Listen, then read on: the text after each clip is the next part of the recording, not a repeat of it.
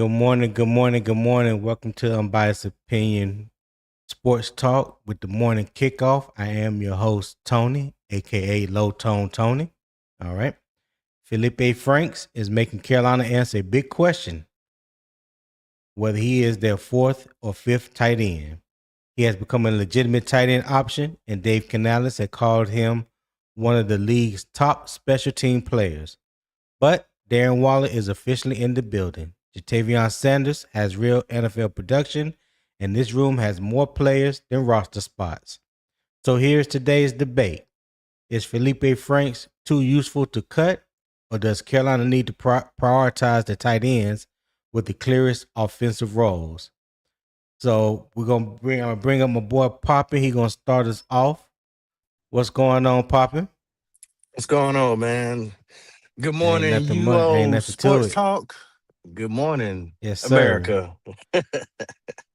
So, chat, I'm gonna ask y'all a question real quick. Would you keep Franks for his versatility, or keep the better pure tight end? All right. Would you keep Franks for the versatility, or keep the better pure tight end? That's the question for the chat this morning. All right. So do not leave this conversation at Franks made a nice play in practice, because later in the show we are getting specific about Tavion Sanders. Does Darren Waller's arrival reduce Sanders' opportunity, or can it actually help him become a more complete tight end? Then in the second half, we're going beyond the catches. We're breaking down the 5 jobs that decide whether Carolina keeps 3, 4, or even possibly 5 tight ends, and why special teams could be the tiebreaker. So stay with me, because this is not just about who makes the roster. It is about how Carolina builds an offense that can run, protect, create matchups, and avoid becoming predictable. So chat, give me your answer. How many tight ends should the Panthers keep? 3, 4, or 5? All right. Let's start with the player making the roster math the hardest. Let's start with good old Feleipe Franks. All right. So, facts first, Franks entered the NFL as a quarterback, then developed into a tight end while establishing himself as a major special teams contributor. In his previous Panthers season, Franks played 68% of Carolina's special teams snaps and made 10 tackles. During the Jaguar joint practice, he made a notable catch and touchdown play. Carolina staff has publicly praised his continued receiving development. Dave Canales also said Frank's special teams value can affect roster decisions at other positions. So Darren Waller was officially signed to the active roster on August 17th, adding a veteran receiving option to a crowded room that included Frank Sanders, Tommy Tremble, Mitchell Evans, James Mitchell, and Caden Prescorn. So the context is Frank does not need to become Carolina's best pure tight end to make the team. He needs to prove that his combined value is greater than the roster spot he would take from another position. His special team role gives him a floor. His blocking, receiving, alignment discipline, and ability to execute in real offensive personnel packages determine whether he has a meaningful ceiling. So, Papa, my first question to you, my friend, is Feleipe Franks too valuable to cut, or does Carolina still go with the clearest tight end roles? What say you, my friend? Oh, good old flipping Felipe. Man, what a great story. I love an underdog story. Yes, Um, sir. Yes, sir. I don't know if he's too valuable not to be cut. Um, man, I mean, if all the stars are lining up, he'll be here. But I, I'm gonna tell you, let's start off with the good stuff. I like his energy. Um, I like that he's a dog. I mean, when I keep hearing that, what I'm saying, he's getting into it with this person, that person, it don't matter. Yeah. If you line up on the opposite side of him, he don't like you at that moment. That's what I like. Right. I mean, Right. we've been trying to find that person with that energy, that person with the ish. That's Felipe. Felipe, Yeah. he ain't coming to play. And you've seen it in his highlights that he does a little showboating. We need that swagger back on this team because everybody else is squares. Already. Um, Already. but he's in a hard predicament. Because I would say he possibly could have had a chance of making his team. And this might sound like a hot take, and I've said it before, but I'll say it again. I don't think he makes it. I don't. Wow. I don't That's how think he you makes feel, it. Poppy? You I'm gotta talk to me. Talk well. to me. When they went and got Darren Darren it- Waller. Darren Waller, Yeah. it pushed the needle so far with picking him up because now he's number 2, right? You know he ain't played a single snap and is already on the roster as number 2. So that means a person that we're not talking about today, but I'm gonna bring him up in this hot take is Bryson Tremaine. Now you got Bryson Tremaine, who is also a special Mm-hmm. team ace, fighting with Feleipe Franks. Well, then once you bring Darren in, who plays tight end, who you can also use as a wide receiver, right? Or a tight end, because if you go Mm-hmm. back, Canales said, well, when we had um um oh God, why he slipped my mind. The our wide receiver that we lost. Um Dang it. Oh, Chris Brazel. When he said, well, we was gonna use Chris Brazel in this role, somebody who could take the top off, but now that we got Waller, uh um we can use him in that way to take the top off, which means it'll take some of the heat off of T Mac or XL or Coker. Well, and then you can Right. put T Mac in the slot or wherever you want to put him at, right? Well, you're not putting Feleipe or Bryson Tremaine in that situation. They don't have the same athletic ability. And that's why Darren is such a dual threat in this offense because he could play tight end or wide receiver. So where does that leave Bryson Tremaine and Feleipe? That means somebody got to step up. But they in two different rooms though. Are they? We talking about we talking about the tight end room. I know. We talking about I the tight know. end room. So you got six tight ends. So I firmly believe that Tommy Tremble and Mitchell Evans are positions are solid, right? Right. So then you have to bring in Darren Waller. We know Darren Waller is arguably right now the best pass catching tight end that we have. So I figure him to be in that mix. So that's 3 right there. So if you do keep 4, this is where the conversation comes in about Feleipe Franks, Jatavion Sanders, Mm-hmm. Caden Prescorn, James Mitchell. So you got 4 players that's vying for that last tight end spot. If that's a big if, we do decide to keep 4, right? So Right. I could pretty much eliminate James Mitchell, and I could pretty much eliminate Caden Prescorn. Those 2 I feel like I can eliminate. So therefore, it leaves you with Feleipe Franks and uh Jatavion Sanders.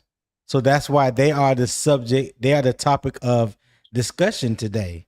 Right. So yeah, so when it comes down to just those 2, that's where I think the Panthers are going to have to make a decision about who's more valuable to the 53-man roster, given that neither one of them probably are going to be in the top 3. So who brings more value to you as the 4th tight end? That's the question right there. Popping. Yeah, and that's why I was doing my whole circular roundabout of who doing what, where they're doing what, how they're important. That's why I threw in Bryson Tremaine because he's a special team ace. Even though he's not a tight end, he's still a big body. Mm-hmm. 6'5", 200 something pounds. He's been a special team ace too as well. Feleipe Frank's been on the practice squad. Has been with us for a while, but I I haven't seen him do anything in the preseason yet. Um, I honestly, I mean, I know we're not talking about James Mitchell, but I've seen him perform He's preseason, looks good. But as far as value, that's gonna be a hard decision. I mean, ooh, I don't know. We got this is the Well, most look at. interesting room. Go ahead. I'm sorry. Go ahead. This is the most interesting room by far when it comes to all the other rooms. Um, if I have to choose between Feleipe, I just wish I've seen more on the field from Feleipe. So, um, hmm, I don't think He, I he- still think Feleipe getting cut. I'm gonna stand on that. well, so like I was just saying about the um the value that you would bring to the team as a uh as a tight end if Papa, turn your volume down a little bit because I hear the Okay, okay, reverb. okay. Yeah. How's that? Um yeah, that's good. That's good. All right. Even if the Carolina decided to keep a fourth tight end, you have to remember what Feleipe Franks' value is to the team. I mean, he was initially brought in because of his special teams play. That means Right, something. So whether you got him on one side playing gunner and you got Bryson Tremaine, okay, now you got your two gunners are set. So he looks to be has worked on his receiving skills, so that brings value. And believe it or not, he can be your emergency third quarterback if Carolina only chose to keep two. See, a lot that's of people true. don't think about that. Not a lot of people. Hey, Feleipe Franks was a quarterback first at the Right, University of Florida. He you know what I'm saying? He signed, I think he signed as an undrafted free agent, right. if I'm not mistaken, as a quarterback. Didn't work out, made the switch to tight end because he did have the size. But if you needed him to play quarterback in the pinch, he has value that way. So he has value three different ways. Yeah, he ain't throwing no football. I'm gonna tell you that now. He ain't doing that. That was a good one. So hey, let me try I'm this just one saying. on for size. Let me throw, I know you probably ain't thought about this one. Um, but I think there's another person that threatened Felipe job too, and he don't play on Mm-hmm. offense. But I think Kuwas threatened his job as well, and Bryson Tremaine. Even though I know Bryson Tremaine ain't a tight end, but he plays special Kuwash teams. Kuwash Kuwash He threatens plays whose job? any of the special team masons. I think he threatens their job as Oh. well because he plays defense and linebacker and special Mm-hmm. teams. So just saying, like that's just to me, that's just another guy that threatens one of any no, that guy threatens any of the guys on this special teams room making the roster. Yeah. I mean, I know like I said, that might be far fetched for some people to think of, but uh he's Felipe got to show something in the field. That's his only strike against him. I haven't seen him on the field to do anything. All that practicing and stuff, cool. And I know that the coaches are able to put the eyes on him a little bit better, but real game time, I haven't seen anything to actually Okay. push him above anybody. I mean, that's fair, and that is fair. I can't say that. So on the graphic that I have on the screen, Felipe Franks, what job does he win? Special teams value. Last time he was with Carolina, he played 68% of the special team snaps. He had 10 tackles last season with the Falcons. His growth as a tight end, his routes and alignment, receiving development. As I mentioned, he started out as a quarterback, so he's probably still developing into a more solid tight end role. Okay, emergency flexibility, quarterback background, like I just mentioned, he could be that emergency quarterback, third quarterback that creates an extra roster spot if you don't keep three quarterbacks. All right, as roster flexibility with that, and his 53-man impact. I do believe that he will affect other roster rooms. He's more than just tight end depth, like we said. special teams, the emergency quarterback QB3. So that just plays into his versatility, his importance. If he goes out today or tonight and have a game that matches what the coaches have seen in practice thus far, I think that does a pretty solid. I think that puts him in a pretty solid position to possibly make this team as the fourth tight end. Because even though he may not get as many reps or hardly any reps at the tight end position, we would definitely see him on special teams. And quite frankly, so when we talk about keeping that fourth tight end, whether it be him or Jatavion Sanders, let's just talk about Jatavion Sanders. Well, we'll get to Jatavion Sanders in the in the second half, but yeah, I just like his versatility, man. I like his versatility. Yeah. If his development has really caught up with him by him being a prior quarterback, and he's looking more and more like an established tight end, and he could play a role for you at the tight end position. That may speaks volume over whether or not that you keep Jatavion Sanders. Because let's just keep it a bean. Jatavion Sanders ain't looked the same ever since that neck injury. You know what I'm saying? He has not looked the same. He doesn't really bring you value when it comes to blocking. That's number one. He doesn't play special teams, right? And if you are the third, maybe possible fourth tight end on the team, what value are you bringing?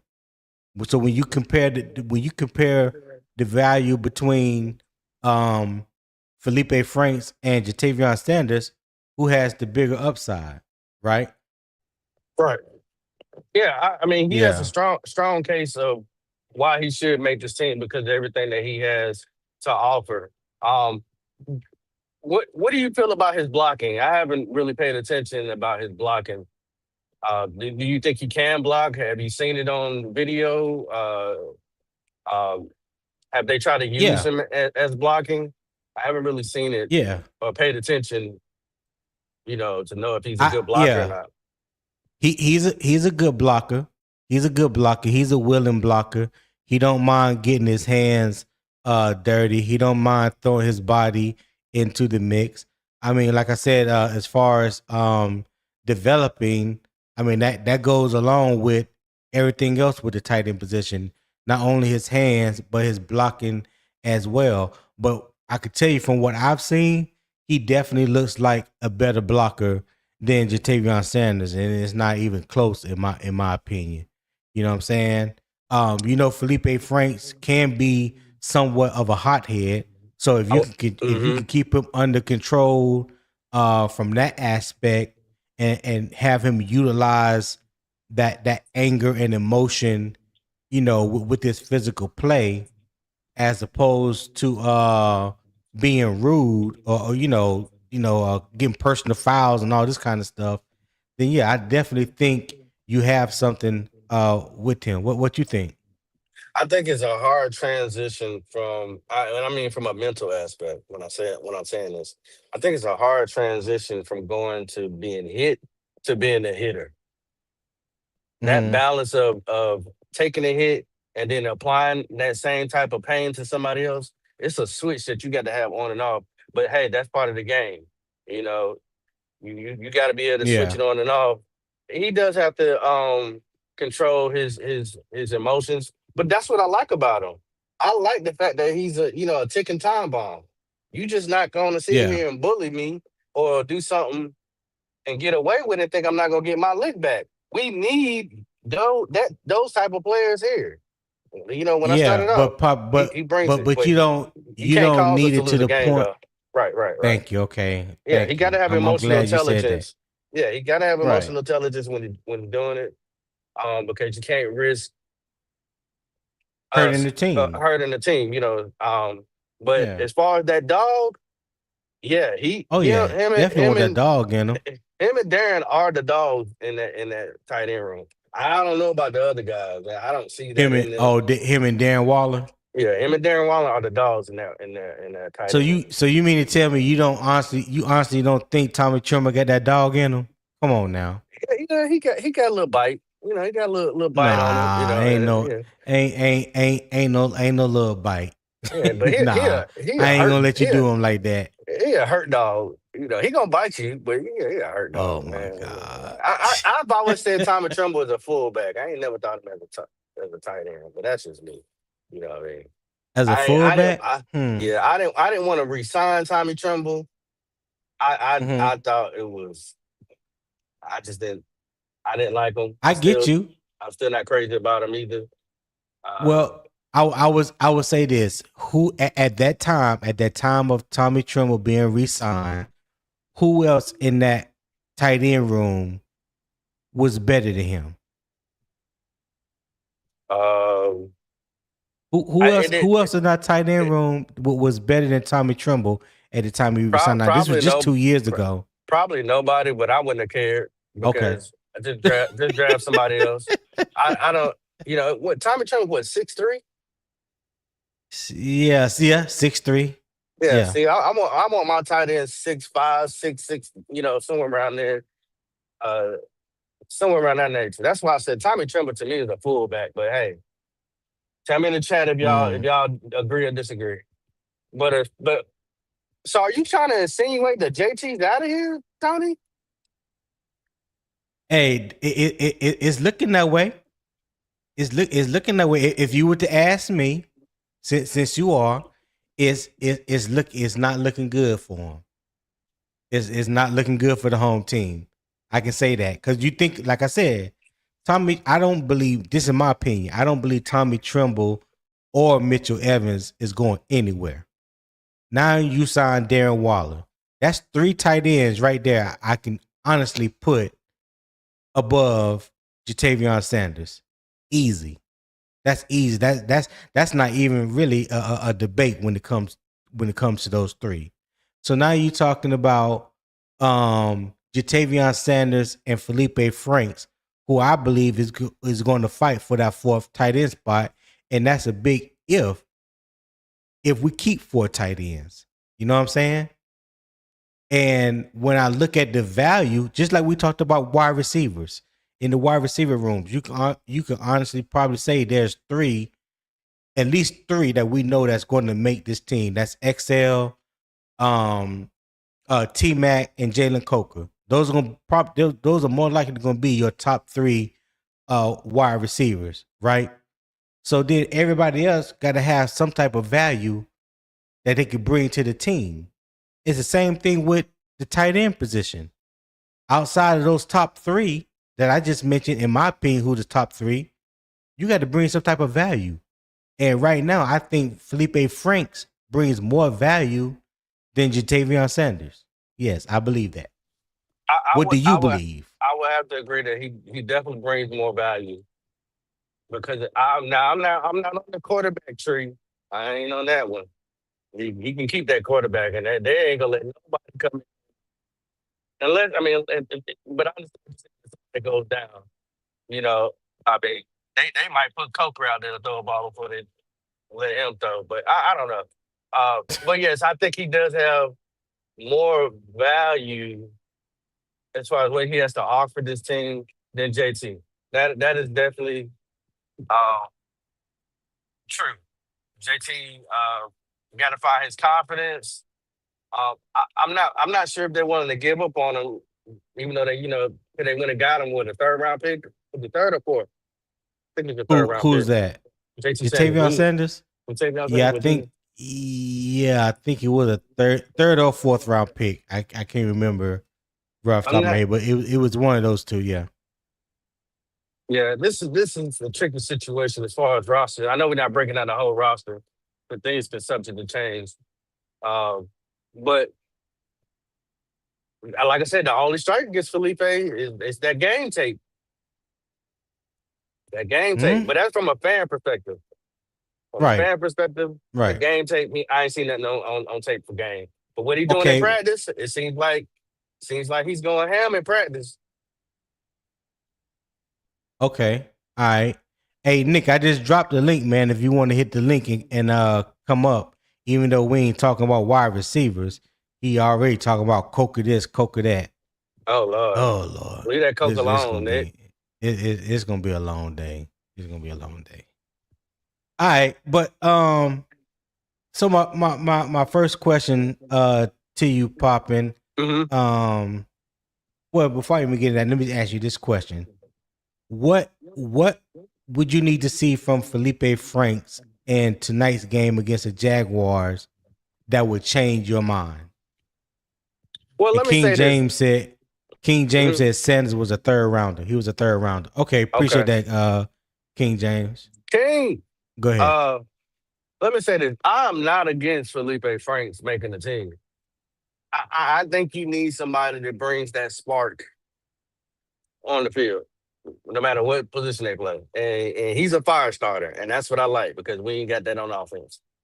Um, so whatever he's doing in practice, them highlights that we seeing, that swag he's bring that to the preseason game. Put on a show, dominate. Uh, uh, hey, if you got a block your ass off. Not one of these linebackers over. I mean, do whatever it takes to make it hard for a good old Panther fan like me.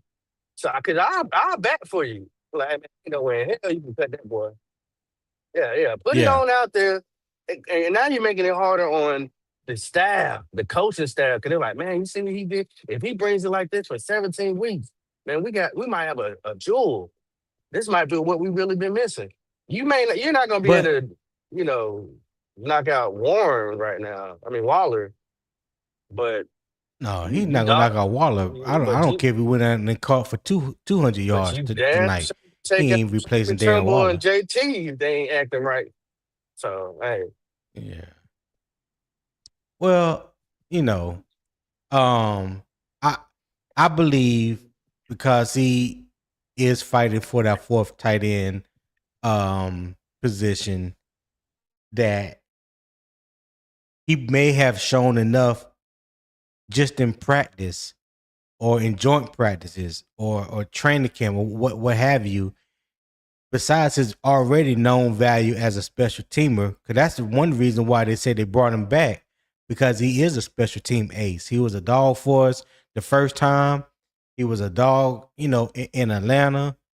That's one of the reasons why Dave Canales them brought him back. So if you can add to that value by showing that you can possibly be, the fourth tight end, and then also adding value that you can be the emergency quarterback, these are the conversations that Dan, Dave, and Brent Tillis and those guys are going to be having before they make this roster cut down. And the more you can do, like Dave has always said, the more you can do, that increases your value, which helps you to make this 53-man roster. So that's why I go back and say, if Tavion Sanders doesn't bring you any value besides catching the football, and right now you can arguably say it's average or below average. Come on, Poppin. We gotta think logically here. well, I mean, okay, let's say that, but people could say the same thing about Mitchell too. They be like, well, he doesn't bring us anything blocking Mm-hmm. on the offense, but he doesn't bring anything for special teams. He's not a gunner. So I mean, can we say he's all the way clear? And he's already had a little couple nicks too. Who? So Mitchell, the other tight end, Yeah, not James Mitchell, I don't. Mitchell Evans. Oh, Mitchell Evans. Oh yeah, he good. Mitchell Evans good. I was Yeah. playing devil's advocate. I mean, how Yeah, much value does I he know, but bring? it didn't hit. It didn't hit. A Logic Q said Carolina may need to use JT Sanders as collateral, draft stock, or bring in another true middle linebacker. Hopefully running back stays healthy. And that's another thing. I appreciate that comment, Q. Hey, that's another thing though. You could possibly trade Jatavion Sanders for a linebacker that we need. What you think about that? What you think about Tavion Sanders and his trade value? It ain't that. But I mean, you might be able to get a fourth or a fifth maybe for him because of the injury. I think he's had maybe one surgery, Mm-hmm. but outside of that, I mean, you probably can get a fourth or a fifth for Who him. had? Hold on. You said who has one surgery? JT Sanders. I think he's had one or two surgeries. Yeah, but that I think it's one, but that one was a big one. That's Yeah, his neck. I, Yeah, I know that was it. One or two surgeries. yeah. His ankle one time I believe, and his neck was another one. So you might, like I said, you might be able to get a fourth or a fifth for him. For a linebacker, I'm taking Mm-hmm. it all day. I mean, I'm taking it today, this afternoon, actually, right now, this morning. Yeah, absolutely. That's Hey, Eternal says, so if we cut it tight end and Waller on a 1 year deal, pretty much, are we drafting another tight end next year? I have no idea. Who's to say that Waller won't have a extraordinary year for us and play at least 15 games, and the Carolina may be looking to extend them for another year or two. We don't know. It's way too soon. It's way too early to be thinking like that. What you think? What you think, Papa? yeah, that's too far ahead for me to be thinking about if Yeah. we give up JT. Because the thing is, if forget Darren right for 1 second, if Felipe Mm-hmm.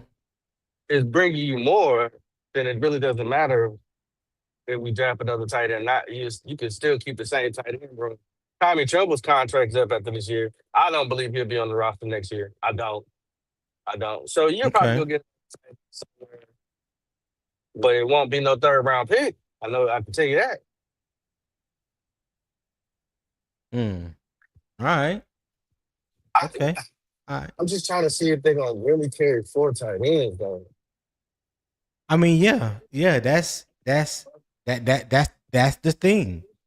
That's the thing. That's what makes cutting the roster down from 90 players that you are the max you are allowed to have in training camp to get down to 53. And then once you get to that 53, there's still going to be other cuts to be made if somebody else cuts or release a player on their roster that you may deem valuable for your roster and you need them on your 53.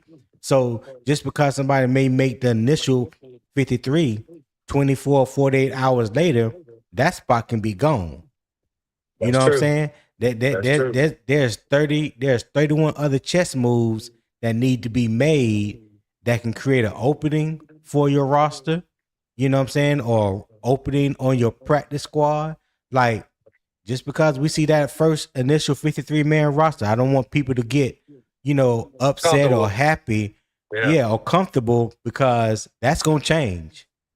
And that's Believe it or not. that's the problem. Like, okay, let's say everybody stays healthy, right? You're making your 53. I don't. Mhm. We didn't carry four tight ends last year. We carried JT, Tremble, Mitchell Evans. That was three. Was If that you had a who you say now? It was Mitchell, Trimble. and Mitchell No, Evans, no, it was Trimble, Mitchell Evans, JT Sanders, and Trimble, Mitchell Evans, JT Sanders, and that James was it. Mitchell. James It Mitchell. was James Mitchell was on the practice squad, right? well, he don't He count for the was he 53. off and on? Right, I right, I right. don't. He I think he was off and on. Okay. I can't remember So exactly. But go ahead. so if that's the case, now you're saying okay, we're gonna carry four. You're adding one more into that room. Who you say? What room is getting hit? I'm curious to hear your opinion. Running back, Running cornerback, back could be a possible. Running back could be now. safety. There are some corners. There are some corners that I don't want to see on the roster. I like Caleb Evans. I don't want to see him on the roster. You know what I'm He's not saying? making it.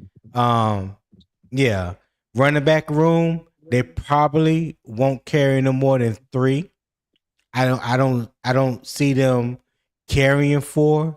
AJ Dillon doesn't offer you anything in special teams. How much do you value Trevor Achan in special teams? Is that something is that a role that Jimmy Horn can take over? You know what I'm saying? I don't know. You know, so I mean, I don't know right now. I don't know right now. It's too early. We got 2 more preseason games to go. I'm gonna wait until the end before they make the final roster cut to say who I think would make the 53-man roster. But yeah, Yeah, because I don't you know. lose somebody. You lose somebody somewhere carried for a tight end. Yeah, you may carry 8 offensive linemen instead of 9. Like, they better carry 9. Yeah. The 2 of them, but I'm just saying, the inside linebacker room, you may only need to carry 4 instead of 5 or 6. Because I think last year we only carried 4. Last year we only carried 4. The edge rushers room is deep right now. I think there's like 6 on the practice squad right now. Hold on, I got it somewhere. so you I got it somewhere, and you got I meant to pull Gibson, it up for today's Hall, show. Patrick. You got Presley, um, Nkoon. Is Nkoon out? I like Nkoon Hold actually, on. Yeah, but I yeah, like Thomas Incoom, but hold on, but then you talking about Cam Gill. Cam So who Gill. you keeping? Who you keeping? Cam Gill or you keeping Thomas Incoom? Um, how old is Cam Gill? He's relatively young. He's relatively young.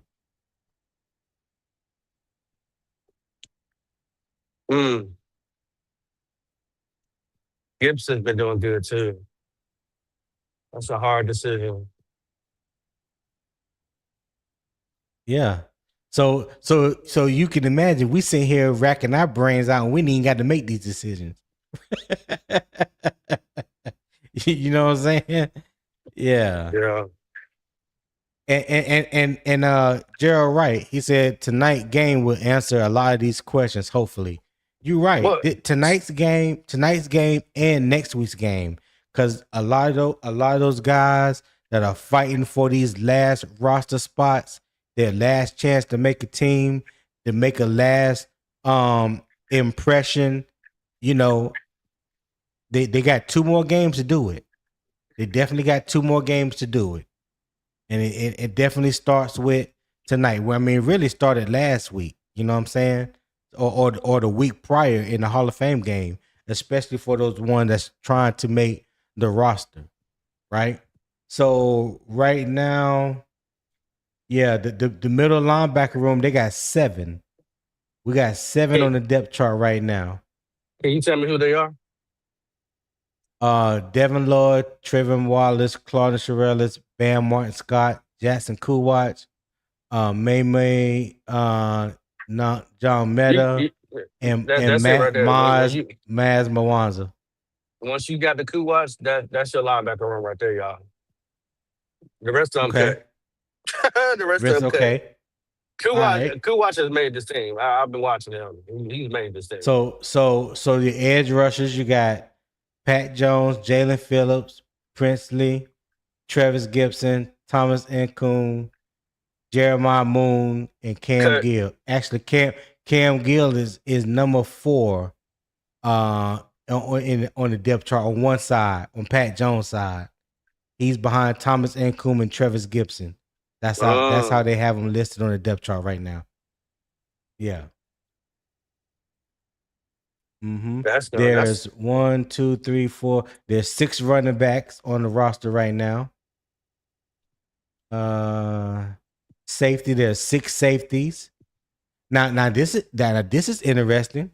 You know, Trayvon Moore, Nick Scott, Zakee Wheatley, Lathan Ransom, Isaiah Simmons, and Damani Richardson. What you doing there?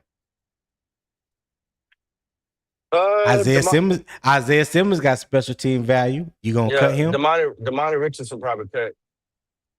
I think he carried 5 safeties. Okay. All right. Cornerbacks. 1, 2, 3, 4, 5, 6, 7, 8, 9, 10. There's 11 cornerbacks. You probably ain't gonna carry no more than 5, maybe 6 cornerbacks. We already know who's gonna be in the cornerback room. That room's already solidified. We already know. Yeah. Who they are. With Tyreek Thunderbird should have been cut after the Hall of Fame game. I don't know why he's still on the team. Don't Caleb worry. Evans, he should be right along with him. Yep. Yeah.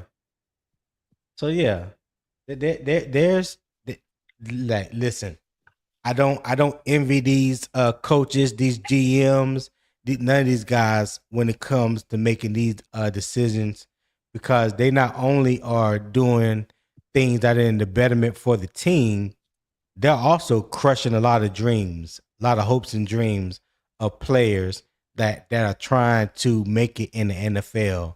And for somebody to knock on your door or give you a call and say, bring your playbook with you, that's the last thing that you want to hear. Somebody to say, to bring your coach want to see you and bring your playbook with you.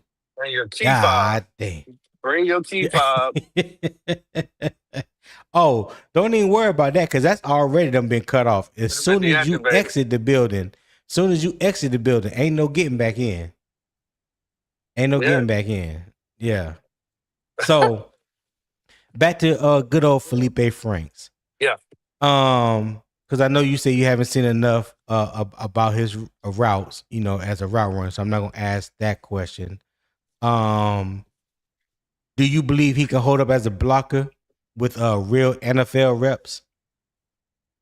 Yeah, I think just the way he's wired, that once he make that mistake, he's not gonna let it happen again. I just think he's wired that way. He's like, oh, you got me this time, but next time I'm gonna fix that. So I'm gonna be definitely keeping my eye on him tonight. Definitely him and JT gotta have a good game tonight. But just to stick with him, he has good size, pause. He brings the energy.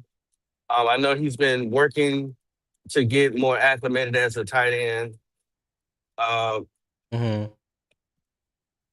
just wish, I really wish I could say more. I just wish there was more on tape for me to go off of. This is kind of like wishing for a hope and a prayer. And so it's so hard to judge him other than just hearing the comments and seeing 1 or 2 highlights of him. Oh, he did this and he did that. It's like, all right. I've heard a lot about a lot of practice warriors. Yeah. All right. So let me ask you this then. Does his QB background actually matter on game day? It could. That'd be like, last resort. That means Bryce went down and Haynes King went down. And now you got to throw in Feleipe. So, hey, chat, I'm going to ask y'all another question real quick. Hold on. Let me go back up because I know some people answered my questions earlier. Let me go back up to the top. And let's see. SC said versatility. I think he was the only one that responded. Yeah, SC said versatility. Yeah. Okay. Yeah, it wasn't. Okay. Y'all answer this question right here for me. If Carolina keeps Feleipe Franks, which job makes that decision worth it? Will it be special teams, receiving, blocking, or emergency flexibility? Meaning the quarterback, the emergency quarterback. Okay, all right. So if Carolina keeps Franks, which job makes that decision worth it? Special teams, receiving, blocking, or emergency QB? Y'all let me know in the chat, and I would definitely read it. Eternal said, "Man, Franks is a special teamer. It's not complex." Okay, no, it's not. It's not complex.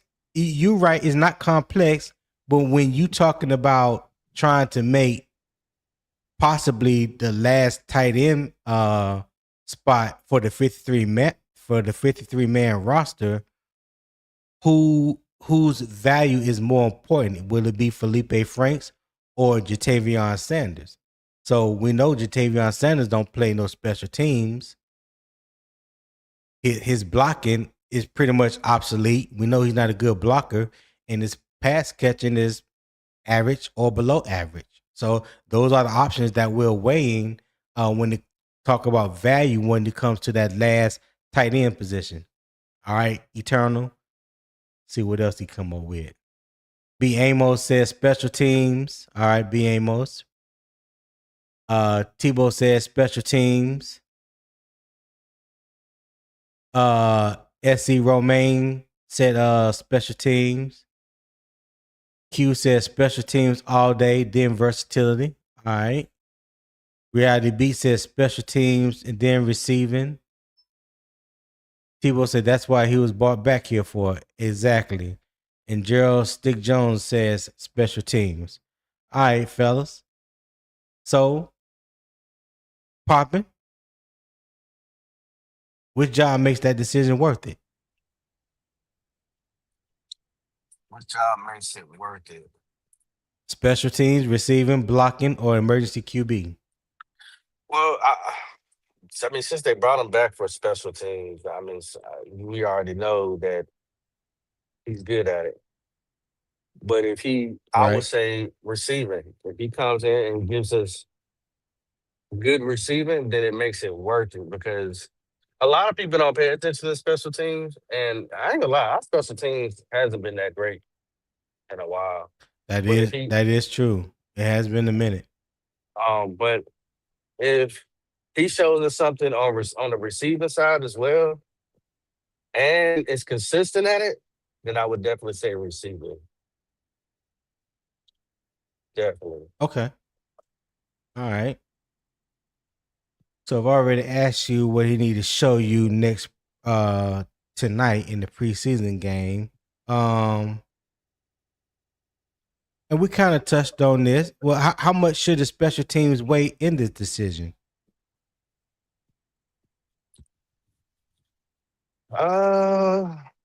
Well, I think that how much should it weigh in this decision? It's gonna weigh a lot. Mm-hmm. That's why I threw Bryson Tremaine in there because he's a special team ace as well. Uh, it's gonna weigh a lot. I mean, and then you're they're not gonna hurt you as far as money and salary and nothing like that. So it really depends on what else can you do outside of Feleipe. I mean, outside of Feleipe, what else can you do outside of uh, special team? Because if you got that solid, and I think really all they've been waiting on is to see if he can really develop into a tight end. How far along is he that we can actually Mm-hmm. count on him? It's really what can you put forward on the offense? That's really what it is. It's nothing else. We already know he's good on special teams. What can Yeah. he bring on offense? And that goes down for him. And that's why I see where your argument is when it comes to JT. JT doesn't offer you that.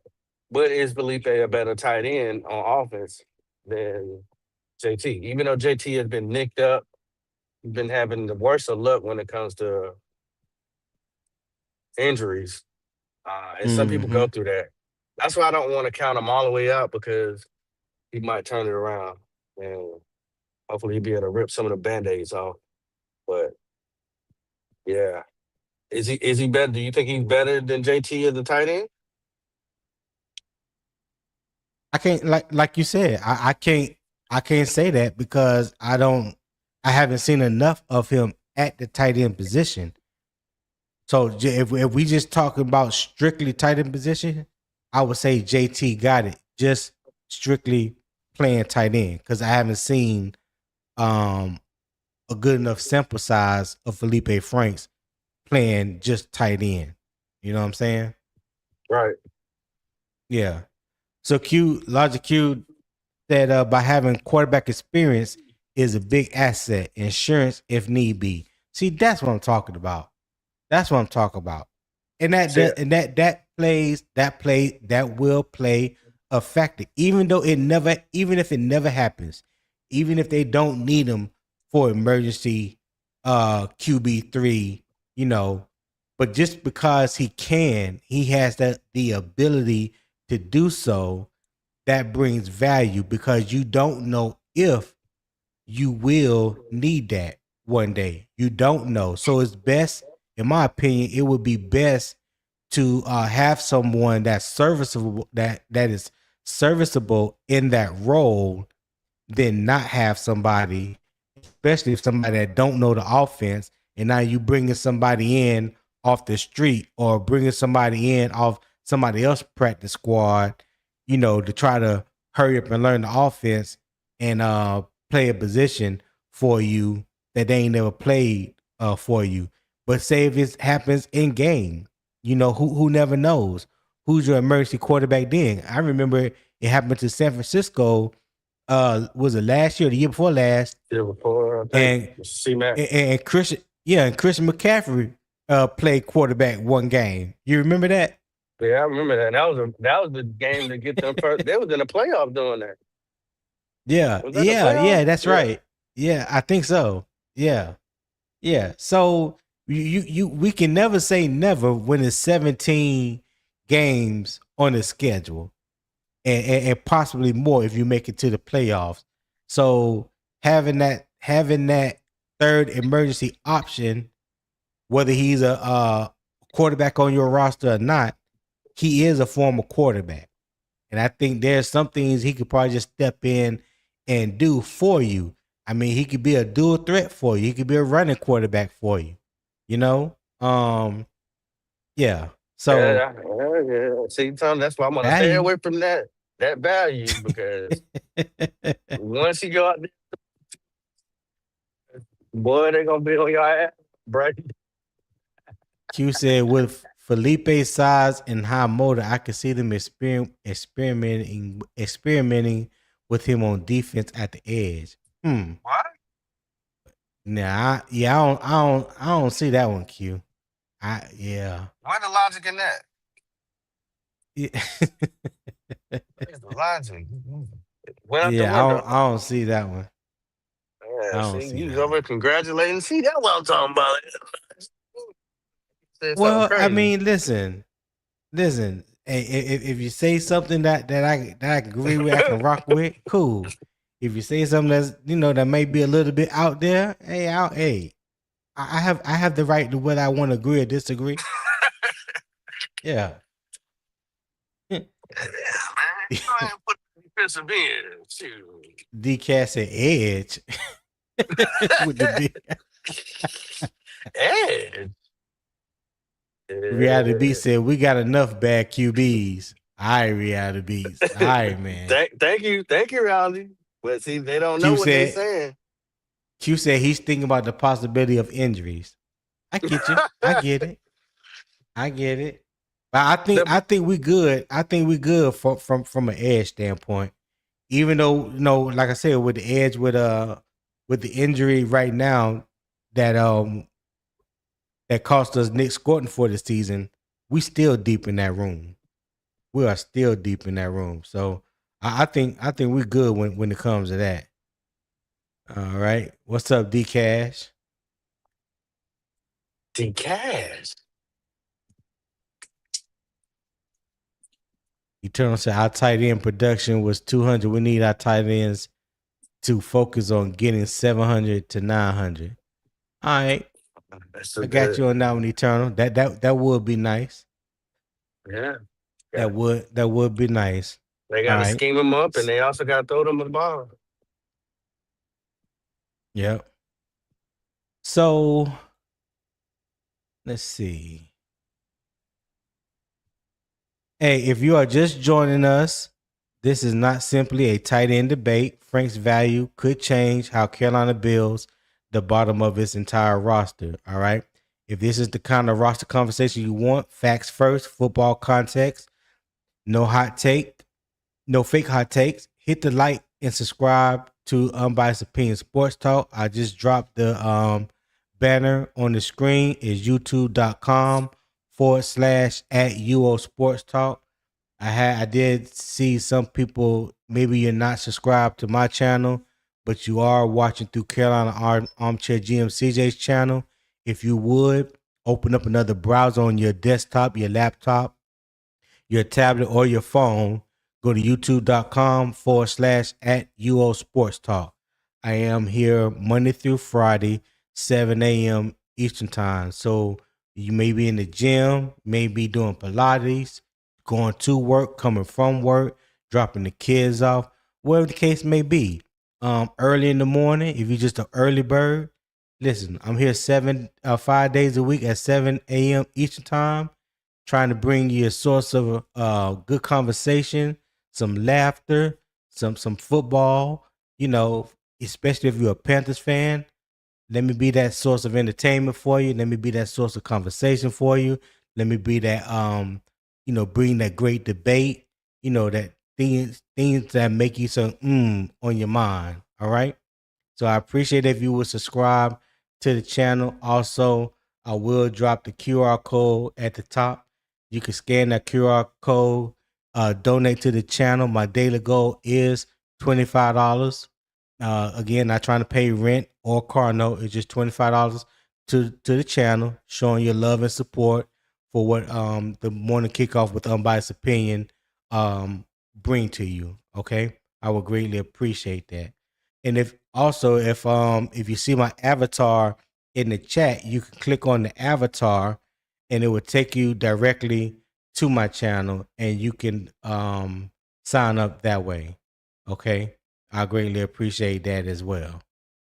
Right. So I will leave the QR code up there for a minute. And if you do donate to the channel, let me know in the chat so that way I can properly shout you out, because I don't get an automatic alert. So yeah, I don't want you to think that I forgot about you or didn't mention it. So yeah, if you do donate, let me know in the chat. You don't have to be a member of PayPal. All you have to do is click that link, pull out your trusted debit card, and just give what your heart tells you to give. All right. So let's transition. Go ahead. You about to say something, Poppin'? Yeah, I got one more. Two things I want to ask. One, where did they Yeah. have him on the roster? Tight end what? Where is it at? 1, 2, 3. Matter of fact, right now they have him tight end 5. They have him behind James Mitchell. So, okay. Well, that's because James Mitchell, he's played in every preseason game. He's been making catches. Other than that dumb call, they called the last one with a tight end screen. That was just a stupid call. But Yeah. anyway, um, so that means he's going to be out there with Kyle Trask today? Yeah. Yeah. It looks that way. Ooh. Unless they find some reason to put him out there with Kenny Pickett to see what he got. Well, see, that can determine a lot whether he gets the ball. Because Yeah. Kyle Trask can throw you a pick immediately. Wow. Yes, sir. What was your other question? That was where I was gonna go with it with that, because I was wondering where he was gonna be, what quarterback he was gonna be playing with, and I don't know if you're gonna get much with him playing with Kyle Trask. I just don't. Oh man, that sucks. If it was with Kenny Pickett, he has more of a chance to display a little bit more offensive production. I guess keep your eyes out on him blocking today. It is raining in Charlotte, guys. It is raining, so if they playing here, it's Yeah, gonna be well, wet. they in Jacksonville. They in Jacksonville Oh, they're in tonight. They're not Jacksonville. in They Charlotte. in Jackson Yeah. and Jackson. Cool. Yeah, they in Duval County. Yes, sir. Duval. Yes, Yeah. sir. All right. Okay. So now we're gonna go ahead and just take to my halftime spotlight, and that is Jatavion Sanders. All right. Good old Jatavion Sanders. So let me give you the facts first. Sanders enters his third NFL season with 62 career receptions for 532 yards and 2 touchdowns. As a rookie in 2024, he led Carolina tight ends with 33 catches for 342 yards. 342 yards and a touchdown. In 2025, he recorded 29 catches for 190 yards and a touchdown in 13 games before a broken ankle into his season late in the year. Sanders is active for 2026 and returns to a room that now includes Darren Waller, whose official signing raises the standard for receiving production and creates a new pecking order question. All right.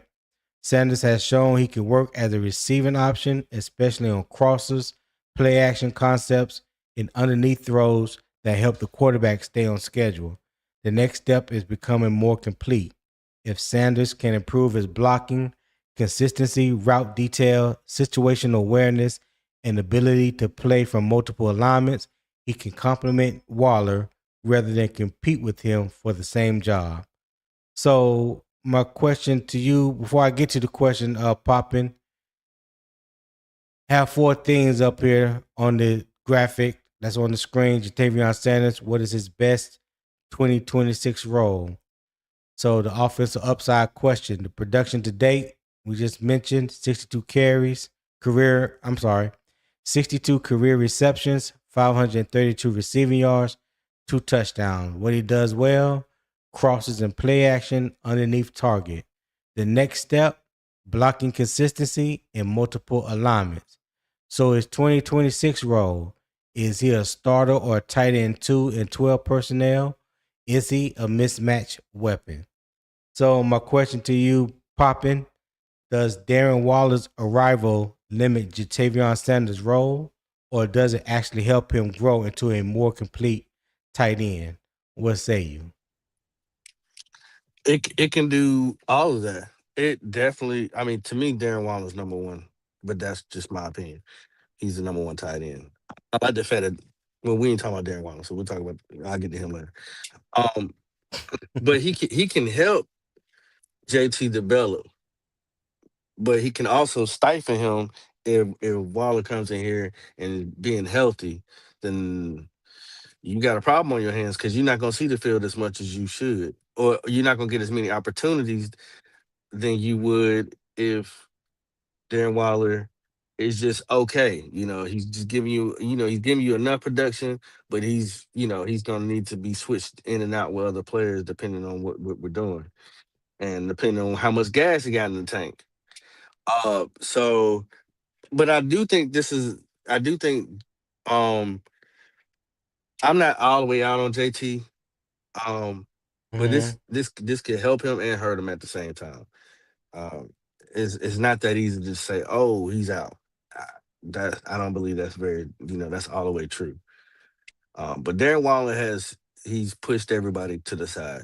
It don't matter who it is. Tommy Trumbull, Mitchell, both Mitchells, they y'all all taking a back seat to him at this point. Okay. All right. Um, I think I believe it could be both. I believe 2 things could be true. Um, Even though one will affect you in a good way, and one would affect you in a negative way.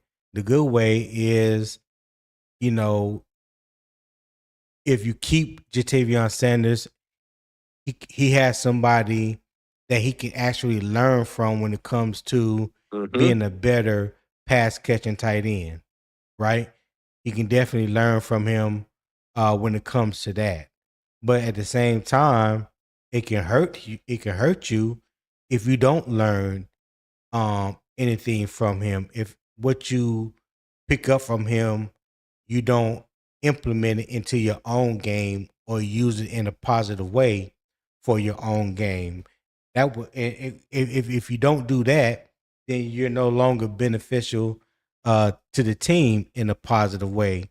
Because right now, that's only the really true asset that you bring to the team is being a pass catcher. You know, so That's why I say it can be good or it can be bad. Because if Darren Waller comes and just shows out, you know what I'm saying, and basically take your spot as that pass catching tight end, then I mean, then what? I would love it. I would love to see him make the team and become a dual, not a dual threat, but him and Darren Waller become a threat in 12 or 13 personnel when there's two tight ends on the field and say it's third and long and they both leak out for routes. You know, I would love to see that. But I think Jatavion Sanders is fighting for that possible fourth wide receiver spot. I don't think his time in Carolina is as secure as some people may believe. I think he is falling down the pecking order for the simple fact of the presence of a Darren Waller. You know what I mean? So that's how I feel when it comes to Jatavion Sanders, and it's not anything negative or trying to speak negative on him. Though this is just part of the politics of an NFL player when you're in a room and you're not the top one or top two options at that position, right? It's not like it's a wide receiver or a cornerback or linebacker where they keep more than three guys. This is a very limited room, and if you don't, if your value isn't good enough just to keep you within the top three, then you have to have value somewhere else. And as of right now, he doesn't have any special teams value. You want him Would you out of say here, to that, don't Poppy? you? You want him out of here, don't you? No, no, I'm just messing that ain't with what you. I said. That ain't what I said. Hey, real quick, shout out to Logic Q 1911 for becoming a YouTube member. I know CJ will be happy about that. I know you're watching through CJ Carolina Armchair GM CJ channel, so I would definitely let him know if he's not listening in this morning. But thank you for your membership. Go ahead. What you get ready to say, Poppin? Something stupid. No, I definitely. I mean, both of them on the field at the same time. Waller and if JT I like. can bear you. Okay, go ahead. You sounded low. Oh, okay, okay. I'm trying not to talk too loud because I'm in this Oh, okay. Bojangles, and I don't want the music getting caught up on your show or any No, copyright or you good. whatever. You good. You good. Uh, but yeah, I mean that would in the perfect world is if you have them in like you said that 13 personnel where they're both out there and you now the defense don't know who to go after. Oh man, Mm-hmm. it's tough slating, man. It's tough slaying. Yeah. Hard situation. These are the questions. These are the questions that the powers to be, starting with your head coach, starting with your GM. These are the decisions that's going to have to be made in a couple of weeks, and it's not going to be easy. Let me Not ask gonna you be this, easy. Tony. I'm just trying to help them get ahead of the curve when it comes to discussing it. Go ahead. Go Do you ahead, think Poppy. the Panthers mismanaged JT? And the reason why I asked that is because one year they had him come in at one weight, then the next year they tell him to come in lighter, and then he gets hurt again. Do you think that's a mismanagement with him as well? I can't. So you're not the first person I heard say that, and I don't ever recall or remember anyone saying that he needed to drop weight. He was only like 255. So how much weight did he need to drop? I think that was a hit. That was a him decision wanting to get into better football shape. I don't think the Panthers asked him to drop weight because he wasn't overweight. I never understood that when I hear people say that. Like, it ain't like he came in 275, 280 pounds. I mean, he was like 255 at the most. So I don't, I, yeah, I I don't. I don't think the Panthers asked him to drop down to 235, 240. Yeah, I think I seen that somewhere where I think I heard one of the coaches talking about his weight, and I think that's where all Mm-hmm. that spiraled from. What plan they had for him coming into the next year. Uh, so and then I guess it also doesn't help when you hear the coaching staff when they have their pressers once everybody gets in, they're like, oh yeah, he came in lighter, he's looking in better shape. Yeah. That makes it kind of make me think that you agree with that, like that was something y'all put into place, before the season, in the off Yeah. season. I okay. So yeah, I get where people may take that, assume that or whatever. I'm just saying I just never heard that the Panthers asked him to drop weight. 'Cause that to me that would be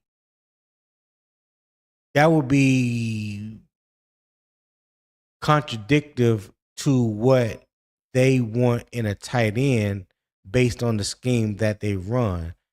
I mean, I know that Tommy Trimble is like around 240, 245, but he plays bigger than his weight when it comes to blocking and things of that nature.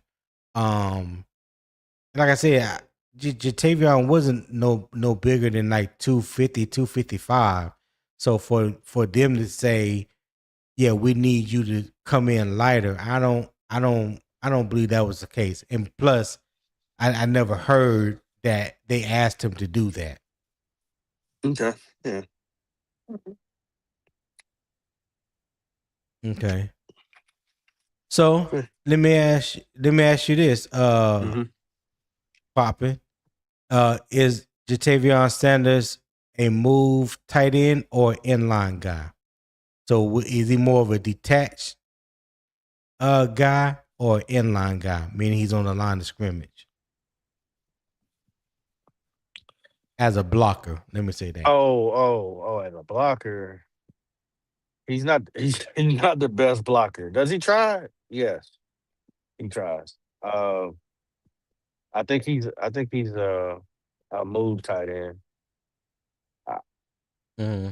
That's just not his thing. That's what he needs to develop outside of staying healthy. That would Mm-hmm. bring more value to the team. I didn't want him coming in lighter. I wanted him to get bigger. Pause. I want him to get bigger, stronger, so that way that he can have more of be more of a force out there.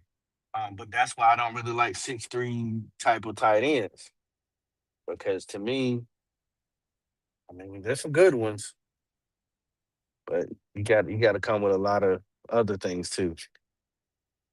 Um, yeah, yeah. I would say he's a tight end. You move around. He's a weapon. Okay. He's a weapon. He's Is definitely a he? weapon if you use him correctly. Now He what? can. Now what? Whoa! Now what do you mean by that? What do you mean use him correctly? Well, I mean, You don't think the Panthers have attempted to use him correctly? Is that what you're saying, Poppin? I Is think that what you're trying to throw out there in the ether? I mean, I don't know if I had to throw it out there. I think it's out there already. I think we don't use our tight ends that often when it comes to our offensive scheme, except unless you just want them to block. I mean, you know, I Mm-hmm. don't think they actually. I mean, they've even been Dave Canales has been called out about it. He got a little frustrated, got a little zesty, if I may say, about the tight end room complaining about they don't feel like they're really used in the offensive scheme as a weapon. And he's like, no, that's not true. We do use them. However he says it. And Yeah. so it's been documented. So it's not just him. But and that's one of the problems that I do have with Canales is using your personnel correctly. So far, it looks like Brad Isaac knows how to use tight ends. So maybe we have to change of ties. But he's a weapon. Okay. He got great hands. Pause. Yeah, it's a lot of pausing when it comes to Tavion Sanders from you, popping. What's happening? I don't know. I have nothing.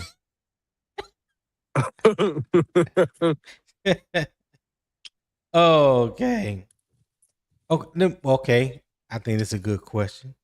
What does Jatavion Sanders need to fix as a blocker? We've already mentioned how good of a pass catcher he is. You know, Papa, you highlighted how big his hands is. Pause. Mm-hmm. What does he need to fix as a blocker? His base. He's not strong enough. It's going to take him a whole nother offseason to get that corrected because he's too light. Too light in the air. In my opinion, it's too light. I mean, you're until XL came in this year, y'all weren't that far off as far as weight and size. And I'm just saying, like, honestly, y'all Right. ain't that much different. You're a tight end. You have to be a hell of a rock out there because you're doing so much. And he's light. So if you're only going to use him like that, that means you're coming off the field because sometimes we don't need you. So his base, he don't have a strong base. He's not that strong. He's not that powerful. He's not moving anybody. Like I said, I think he needs a whole off season to put on another 15 pounds, and it needs to be strong, heavy weight so that he doesn't get overpowered. I'm seeing cornerbacks overpowering him. Cornerbacks on a tight end? That's absurd. Yeah. But I've seen it. Yeah, that's crazy work. I've seen it. That's crazy work. Now, did he try? Oh, yeah, he tried. But he looked terrible at doing it, too. Getting your ass bust by a cornerback. Come on now. Yeah. Yeah. So when you just said all that you just said, how does it bode well for him in that fourth tight end spot? I mean, he might need to get him some knee pads. Stop it. Cut it out, man. Cut it out. Cut it out, dog. I don't think he's out of here, but and you know what? Because you said it, and because Logic said it, he might be a guy and later on in the season that may be traded. Seriously. But He's got to work his ass off. At the end of the season or before the season? In the middle of the season. You know how everybody do. Yeah. Yeah. He might be out of here. I think he'll make it. But he on thin ice. He running on wet turf. Put it like that. Ain't gonna end well. He said wet turf. Okay. Damn. Reality B said pause on the knee pads.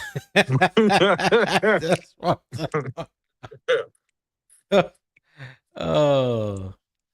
Big Walt said not big or powerful, not really fast or athletic. He's not. Mute your mic, Pop. I don't know what you're doing.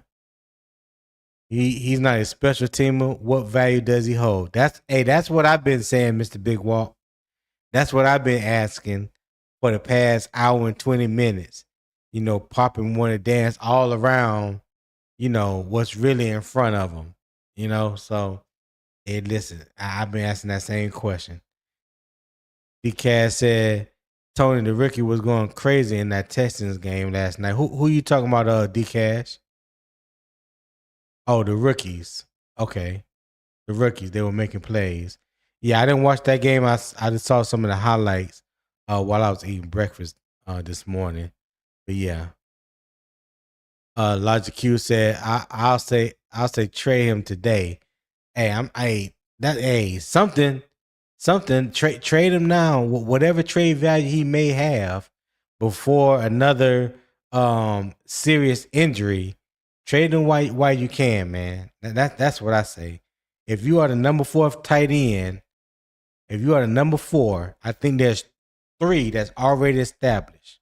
If he was like number 2 or number 3, then I would feel differently, where my stance is, But right now, I don't see him being in the top 3, not with the recent signing of Darren Waller, and I don't put him ahead of Mitchell Evans or Tommy Tremble right now. So yeah, Q, I definitely agree with you when it comes to that. And H. Fish said, "LOL." Go ahead, Tommy Papa. Trumbo ain't beating him by much. Ain't by much. Why not? He hold on. First of all, let me just count the ways. Go He's ahead, tougher turn than into an JT. attorney. No. Because you made the comment that you just made, and so I'm going to rebut that comment and say he's tougher than JT. He's a much better blocker. That's not even in question. Right now, I think Tommy Tremble runs better routes than JT, and it ain't really that much difference between the two when it comes to hands. So, That's what I said. Tommy Tremble ain't got about much. That's all I said. He ain't got about much. No, he got he got him. He got him. What he offered got on him. special teams, Tony. Yeah. On his special teams talk. Who? What Tommy provide on special teams? Well, we're not talking about Tommy and special teams because his value is deeper than special teams, and you and I know that. Don't try to alter the conversation. Yeah, don't. Yeah, Tommy. NH Fisher, Tommy ain't shit. Okay, now you're doing too much. Okay, matter of fact, well, why do he have that jersey number? Yeah, he need to come off of that. who? JT. Yeah, Oh, he won. He been wanting that jersey number ever since Brian Burns was here. Yeah, when he left, he was glad to get number 0 because that was his college number. Cat Daddy, what's happening? What's happening, pimp? How y'all doing? Hey, I heard you came back with a tan. Yeah, boy. Shoot, we all did. Yes, sir. Yes, sir. What you thinking about the conversation that we're having thus far this morning about Tavion Sanders and Feleipe Franks? I'm not even gonna lie to you. I haven't heard a bit. I came in and this is a really slow day so far at the office, and I just joined. Okay, cool. Ain't no problem. Catch me up real quick. So the tight end room right now, whether Carolina decides to keep 3 or 4, in my opinion, the top 3 tight ends are Tommy Tremble, Mitchell Evans, and Darren Waller. So I was asking if Carolina was to keep a 4th tight end, who would be more valuable for Carolina to keep? Would it be Feleipe Franks or Tavion Sanders? What say you? I'm not gonna lie to you.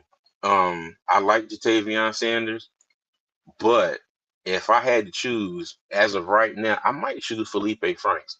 One, because his value on special teams, and 2, if you keep Tavion Sanders and you keep Darren Waller, as far as the injury front, you basically got 2 of the same player. You know what I mean? Both of them are injury prone. So, I doubt if Darren Waller goes out here and not necessarily shows out, but he's consistent and these last 2 games, and he shows the Darren Waller that we've seen before. Hell, even if we get the Darren Waller that showed up against Carolina last year when he played for Miami, Sanders is going to have to do something. Now, I say that if I was running things, we got to remember this is Dave and Dan, and they have shown, that they are not willing, to make a whole lot of changes, especially with the players that they drafted. You know what I mean? So we'll see. But if it was up to me, right now, I'd probably keep Franks. Yeah, that's where I'm at too. Because like I said, you have to have some value when you come to that tight end 4 position. And right now, when you look at value, I think Feleipe Franks brings better value. He can be. We know what his value is on special teams. That's one of the reasons, or the main reason, that Carolina brought him back. Then you look, he can be your emergency quarterback. He can be your QB3 if you decide not to keep 3 and just stay with 2. And from all reports, from what I'm hearing, is that his game as a tight end is getting better, especially his catching ability and his route running. So the only thing that Tavion Sanders really bring is that he's a pass catching tight end, and I can argue that he's just an average or below average at doing that. So, if it, to me, if it came down to those two for the fourth tight end position, I believe that Feleipe Franks will win out when if it came down to it. So hold on real quick. Let me shout out Reality Beats 11 for the $4.99 super chat. He said JT longest passing reception is 18. Mitchell Evans is 45. Tommy Tremble is 54. JT is our weakest link at tight end. Is no threat at all. You said it, I didn't, Reality Beats, but I appreciate that $4.99 super chat, my God. Thank you for supporting the channel like you always do. What you think about that, Poppin'? What Reality Beats just said? What you think about that statement? I ain't mad at him. I mean, he put up the stacks, and hey, if that's what it is. That's what it is. I'm not saying here, champion for JT, but CJ made a great point. Something that me and you discussed about Zavala, the koala. Canales likes to he's for some reason, Bruh. he holds on to people that he's used to. Oh, we know these guys. Okay, well, no one will get you fired if you don't put the right people in here to win the games. So whether JT stays or go, I think he's still gonna make the team just because of familiarity. I just think that's what's gonna happen. We're not gonna give up on him yet, which I understand that some players don't need to be give up on so quickly. Like I said, he's what been if through. they? Mm-hmm. No, go ahead. I'm sorry. With those injuries, it, it might just buy him some time. But if Waller comes, I'm telling you, if Waller comes here and balls out, you can probably say bye to JT. You can. You probably can. But Like, he probably gone but in the middle of the season. what if a player has given up on themselves? Then Oh, what? there ain't nothing you can do then. That's on them. Okay. That's on them. Yeah. Okay. All right. Hold on. Okay. Can I answer that too, Tone? Yeah. Go ahead, cuz. But well, let me say this. It's kind of crazy because now you got Waller in here for a 1 year deal, and if I'm not mistaken, this is Sanders' what, third year? This is not his fourth year. Okay, it's his third year. This third year. But my thing is, I kind of see this as an experiment. I would say kudos to them for trying to bring in, some extra talent at the tight end spot, because I think JT Sanders was brought in to be that more athletic tight end, that vertical threat, down the field. I kind of argue that Tommy Tremble is getting there. He started off as being just, somebody who blocks. He had hands Hold that. like cinder blocks. Hold that thought. Mhm. Hold that thought 1 second. Nate says Sanders had a 46-yard catch. So yeah, Reality Beats. He said you gotta get your facts straight. Sanders had a 46-yard catch. Go ahead, CJ. But my thing is this. What if this is kind of you bring in a Darren Waller to kind of push and see what Sanders is going to do this season? Because my thing is this. Okay, if Darren Waller, pans out this season and JT Sanders don't, my thing is, next year they need to go like tight end. Well, depending on who else works out too, they need to go tight end like round 1 or 2, or something. Like they need to go out here and get one of these, premier tight ends come out the draft. I don't know who that is Don't this year let just yet, Will hear you say that. why not? Don't get him a damn defibrillator. Why? Don't bring him back to life because you know He he was a Raphael Sadiq fan coming out the draft. Raphael I'm Sadiq. talking about Kenyon Sadiq. Oh, I was about to say the singer. Hey, shout out to Will Robinson with the $5 super chat. Hey, I appreciate it, my guy. He said this cut to 53 will be difficult. JT need to have a hell of a next 2 weeks. I can't even read because I'm laughing. Hey, how about cut day is my birthday too? Okay. Oh God. you gonna have a fresh haircut that day, huh? Yeah. Yeah. Oh, hey, hold Don't. on. And Tone, Go ahead. real quick. I Yeah. want to shout out my twins. Today is their birthday. James and Layla, they turned 17 today. So just real quick, appreciate it. Yeah. Happy birthday, twins. Happy birthday. Yeah. Raphael Sadiq. You know, Will was champion Raphael all off season during the draft. I love you, Deja.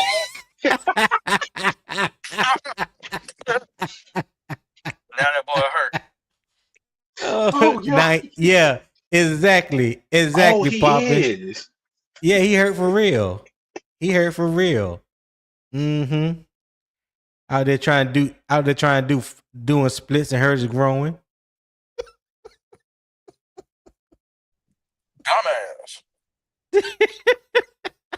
Oh my God. Oh, my head hurt already. Ain't nothing like getting up on the Will skin because he probably can't even tap in this morning. I mean, the meeting over with.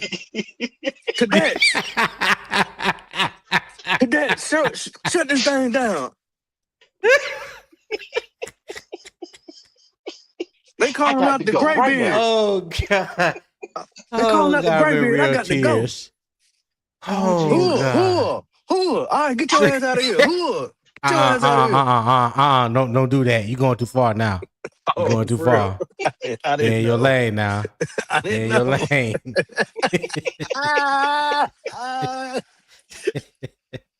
Yeah.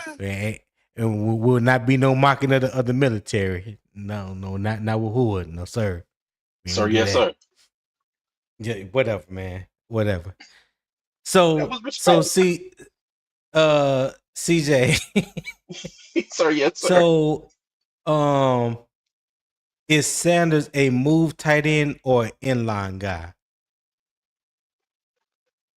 Move tight end or inline guy? So move tight end is detached, off the line of scrimmage. Inline he's definitely guy more of a move tight end. Is on, inline is on the line. Yeah. Yeah, definitely more of a move tight end. Yeah. Okay. All right. Because I mean, blocking is not his forte. Not saying that he can't do it, but that was not one of his strong suits coming out of Texas. Okay. All right. So Reality Beast, thank you again for the $4.99 super chat. He said he's talking about NH official. JT Sanders had a 46-yard catch November 3rd, 2024, his rookie year against New Orleans. He was talking about the 2025 season after the injury. Okay. All right. And you know what? Hey, appreciate that $4.99 super chat Reality Beats. But that's something that I have talked about and many other people have talked about, and we've had conversation about the difference that we see in JT Sanders ever since he had that neck injury. And it's also it's like he's been a shell of himself ever since that injury. And when a player loses confidence or when a player sustains an injury like that, do you believe that it affects their mental to the point to where maybe they're not as in love with the game as they once were, or they are afraid to play the game at the level that they once used to be able to play it at for the fear of sustaining another injury? You know what I'm saying? Like, is it something that a player can overcome, and how long does it take for a player to overcome something like that? Because one thing I do know, and just watching the game, is that these teams, coaches, GMs, whoever, you're not going to get such a long leash to overcome all these things, because there's players coming out at your position every year. There's players that play your position that are free agents right now. There's players that's at your position that you can be traded for. Like, there's so many different options. So how long do you give a player a leash for something like that? CJ, you can answer first. Well, let's take it back one step real quick. Now, let's just say that but we got to remember, Tavion Sanders, I think he was doing really good, up until that injury. So it's like the talent is there. Okay, I believe the talent is there. I think that Dave and Dan, they also believe the talent is there as well. All right. Now, we can Mm-hmm. only assume that, you know, that has had an effect on him. We don't know for sure. But from what we are able to see and the information that, we can get a hold of, that's what it seems like. Right. You know what I mean? It seems like ever since that injury, he has not been the same. And you got to remember this too.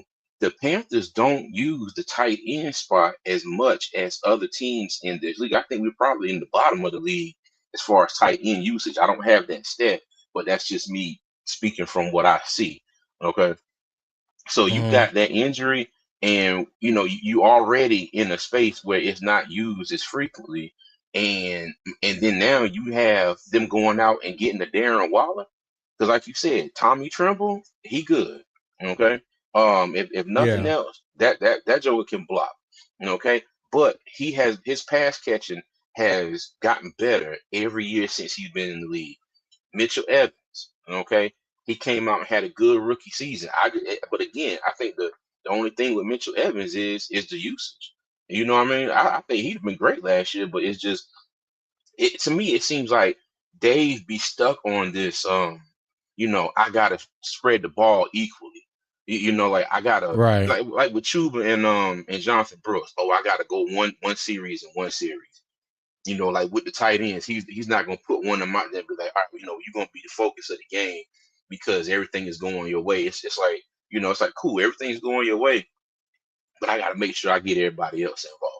You know what I mean? And it's like with JT Sanders, that injury and how he's been playing since, like that doesn't help his case at all. Like I said, and then you bring in a Right. Darren Waller, and it might be an experiment, but it's an experiment with somebody who's proven in this league. He's a Pro Bowler, a former Pro Bowler. You know what I mean? So I mean, he didn't have a terrible season last year for Miami, as well, but I would say with everything that I have to go on, yeah, it looks like though that injury has affected him, a bit, a bit. I like to say I'm not going to speculate too much with things I don't know fully, but from the Right. outside looking in, yeah, he ain't been the same since he had that neck injury. Yeah. What say you, Poppy? What do you think I about I what 100% CJ just agree. said? I 100% agree with CJ. Um, I support his message. I truly do. Well, thank you, sir. I Everything he said was 100% factual and correct. Okay. So, do y'all trust 2024 Sanders more than the injury shortened 2025 version? Yep. So if you want to, I guess, say wipe the slate clean, right? We can't forget about who he was before and who he has been since. But if you wanted just to wipe the slate clean and give him, another chance per se, 2026, if he makes the team, what version of him do you trust more? Before the injury or after the injury? Before. Okay. Yeah, you have 'Cause to. You have to it say seemed like he before. took more chances. Yeah, yeah, yeah. Cause he, like I said earlier, he led the wide receiver, not the wide receiver. He led the tight end room in receptions his rookie season.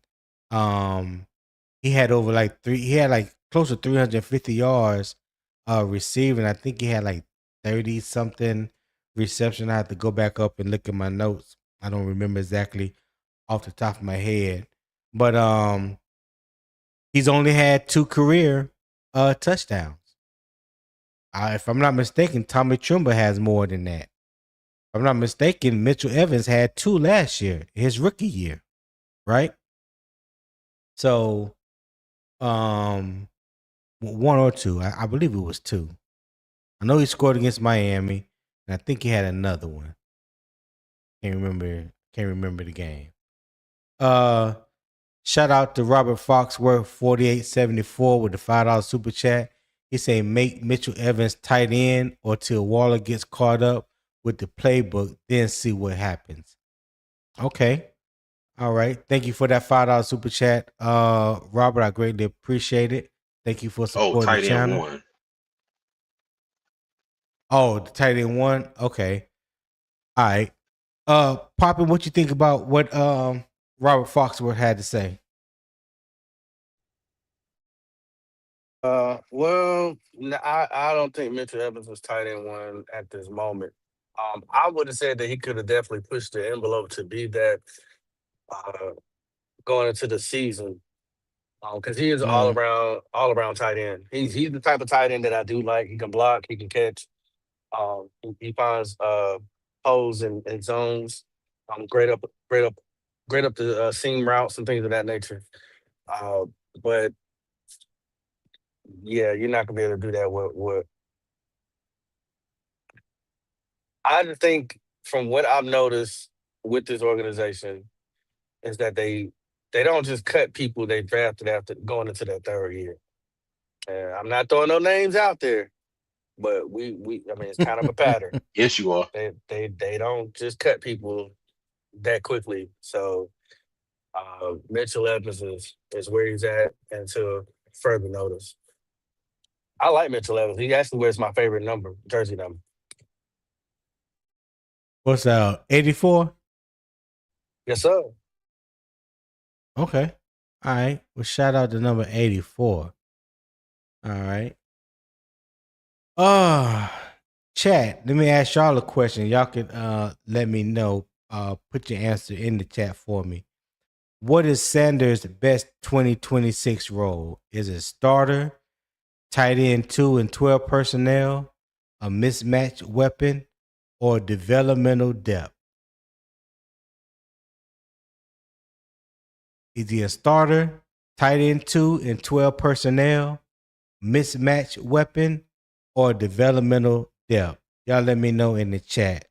All right. I greatly appreciate that.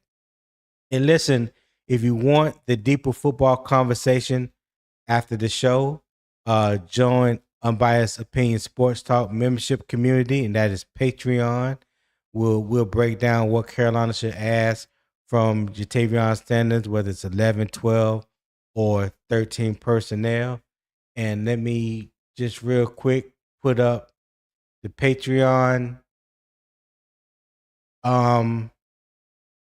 link. You probably have to just copy and paste that. But if you go to Patreon, my handle over there is at UO Sports Talk, the same on Twitter and the same on YouTube at UO Sports Talk. All right. So that is the Patreon community. We have 3 different tiers: the fan zone, the film room access, and the debate table VIP. We're going to ramp up over here soon when it comes down to breaking down film, talking about schematics, technique, everything. So that's where the deeper conversation will be had when it comes to that. So check it out. You can also become a free member. I do post over there daily after the live, so you can interact with me over there as well. I greatly appreciate it. And support the channel. All right. Scan the QR code right there at the top right. It will take you to my PayPal. I would greatly appreciate it. Donate whatever you feel like your heart lends you to donating. There's also a pinned comment in the YouTube chat at the top that will take you to the PayPal link. You do not have to have PayPal. I know some people have wondered about that, have asked about that. You do not have to be a member of PayPal. Just click the link or scan the QR code.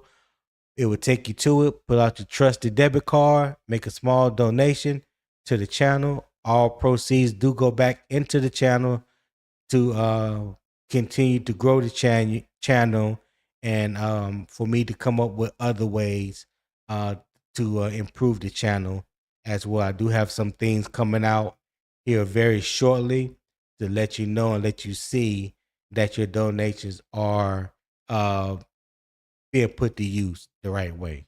All right. So I greatly appreciate that. Hey, Tone, can I add on to that? Yeah, go ahead. Hey, and all of those who don't trust PayPal and want to donate cash to Tony, if you're in the Charlotte area, I'll meet you at Sugar Creek in 85. Okay, right there at the 7-Eleven. All right, and then I'll make sure Tony get that cash. All right, I'm sorry. Go ahead. So yeah, the best way to do it is through the PayPal. Don't trust the hand to hand. Wow. Oh my god. Don't do it. Don't do it. I cannot. I refuse to let y'all trust that. Doggone boy. I tell you. I'm sorry. I'm sorry. Nah. What we got here? We got Gerald Stick Jones. He said developmental depth. All right. Robert Foxworth said developmental depth. Sideburn 21 said developmental depth. Okay. D Cash says Waller, Trimble, Evans, with Franks being good on special teams, and JT really is the odd man out. And that's what I've been saying. That's what I've been saying, D Cash. He also said developmental depth, but would be hard to keep unless somebody gets hurt. That's a fact. Reality B says Waller, mismatch weapon, basically taking Brazzle's role. I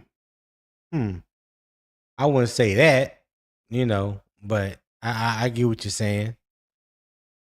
Tip Drill Will said that debate table is where I will convert Tony to a Cam Hall of Fame support. Let me tell you, this dude here would not let it go. I'll be right back. Yeah, you know what? I'm just gonna go past that comment. I'm not gonna even give it no energy. Candy Girl with the laughing emoji. Jay Hudge said Joe Person put out 53-man roster projection on the Atlantic. Okay, is that new? Athletic. Oh yeah. Oh, Athletic. I said Atlantic. My bad. Yeah, the Athletic. Is that a new one, Jay Hudge? Because the one I'm looking at, I think had came out on the 11th, if I'm not mistaken. So yeah, let me see if I can find it real quick. Hey, Tone, why you do that? Can I ask y'all this? Yeah. So, and I'm looking Oh, you just posted past that. this season. Because the thing is, this is the last year of Tommy Trimble's contract. Okay, Darren Waller signed a 1-year deal. So when the season is over with, and hopefully, the season ends with a, playoff run, praise the Lord, hopefully. But so come the off season, we only gonna have 2 tight ends signed to the roster if Sanders isn't, cut in the before the season starts. So that room is going to be really, really, really thin. And I'm thinking like this, now the kind of you see what Bryce Young does this year, okay? Because there's still there's still a chance he might not make it back next season because they haven't signed his him and his extension. Well, no, let me say they did pick up his 5th year, but even still though, he still got to go out and ball out because they haven't signed him to an extension just yet. But anyway, this tight end room is gonna be like super thin. So don't leave out the them taking the tight end, first, second round. My thing is this: if they do go tight end, I hope they take tight end in the first round. But again, this is Carolina. It depends on the needs that we have, at other positions. And Darren Waller is like what, 33 years old, if I'm not Yeah. mistaken. Yeah. So yeah, something like that. Yeah. Yeah. Like I said, I say all that to Okay. say, looking forward, tight end gonna be real interesting. Well, look, we're gonna look at the roster update that Joe Person put out on the athletic in the athletic. Let me remove this right here real quick and remove the widget. And let me blow this up. So let's look at and let's see what he have here. All right. So the 53-man roster projected with Darren Waller in, which tight end is out. That's fun though. We already talking about it, Joe. So let's see what he have. For quarterbacks, he got us carrying 3. Bryce Young, Kenny Pickett, and Haynes King with Kyle Trask as the notable cut. Running backs, 4. Chuba Hubbard, Jonathan Brooks, Trevor Etienne, AJ Dillon. So no notable cuts right now in a running back. Say what? I said that's what I'm talking about, Joe. I'm champion for AJ Dillon. I'm sorry. Oh, tight ends, which is the discussion for the day. Tommy Tremble, Darren Waller, Mitchell Evans, and Feleipe Who's Your Daddy Franks. Notable cut. What? Tavion Sanders. All right. Let's see what the reasoning is. He said Waller was a low-risk signing with the potential for high return. Assuming he's healthy, he's on the 53. Waller, who turns 34 in September, tore his quad during training camp in Miami last year. That injury and 2 others that followed came after he had been out of football for a year. But Canales said Waller showed up this week in phenomenal shape. Waller's skill set is similar to that of Sanders, who could be the odd man out. Canales called Franks one of the top special team players in the league, and the former QB has improved as a receiver. All right. Well, there we have it when it comes to that. Oh, let's talk about the receivers since we're here. Tyrell McMillan, he had them keeping 6. Tyrell McMillan, Jalen Coker, Xavier Legette, Bryson Tremaine, Jimmy Horn, and Jacin Reed. On injury reserve, we have Chris Brazel and Dan Chesina. Notable cuts, David Moore and John Mechie. Wow. Okay. Imagine ain't taking that number 3 wide receiver spot, huh? Imagine that. Hey, according to Joe Person. Say what, CJ? I said, quote me on this one. David Moore ain't getting cut. Canales like I don't believe he getting cut neither. Offensive line, we're keeping 9. Oh Lord, let's see who we got on here. Rasheed Walker, Monroe Freeland, Robert Hunt, Damian Lewis, Luke Fortner, Sam Heck, Brady Christensen, Stone Forsythe, and Jake Kerham. On the pup list is Taylor Moulton and Ikem Mekwano. Notable cut, Koala Savala. There you go, Poppin. Won't he do it? Your man is on the cut list, Poppin. Yes, sir. Yes, sir. CJ, if you get a chance, man, go check out my short, man. Go check out my short. I will. But see, the thing is, though, this is why I say it's hard to judge, Canales, because he's not as cutthroat as a lot of these other coaches are. Like, let me tell you, if I showed up for a tryout, I might get a more than 30 minutes out there on the field, before they have to cart me off with it in the ambulance, because they was gonna be like, let's see what he got. You know what I mean? So I don't know. Yeah. See, defensive line, we got 5. Derek Brown, Bobby Brown, Lee Hunter, Cam Jackson, and the undrafted free agent rookie out of Duke, Aaron Hall. On the pup list is Tershawn Wharton. Notable cut is Jarrett Harrison Hunt. All right.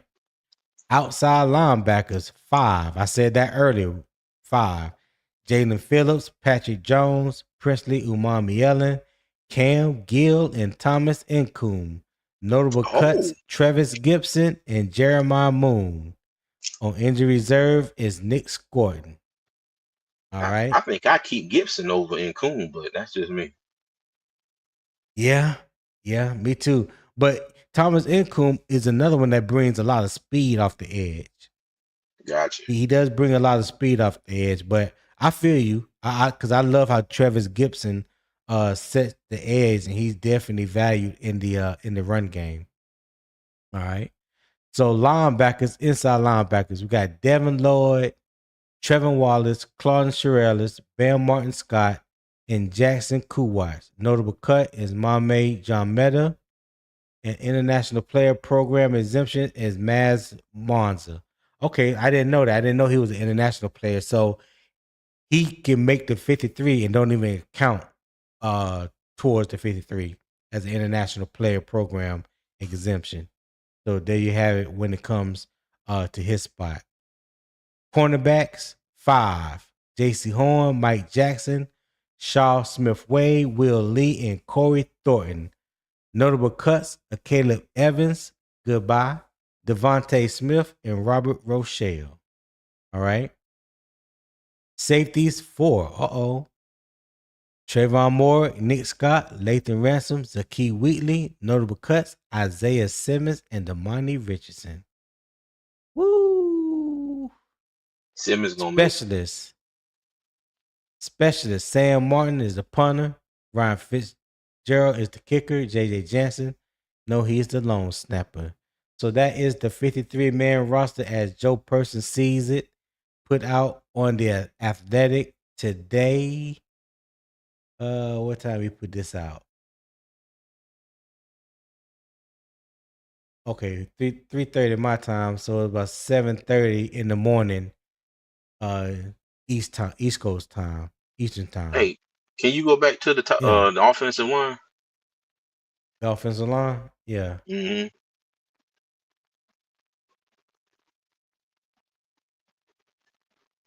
There you go.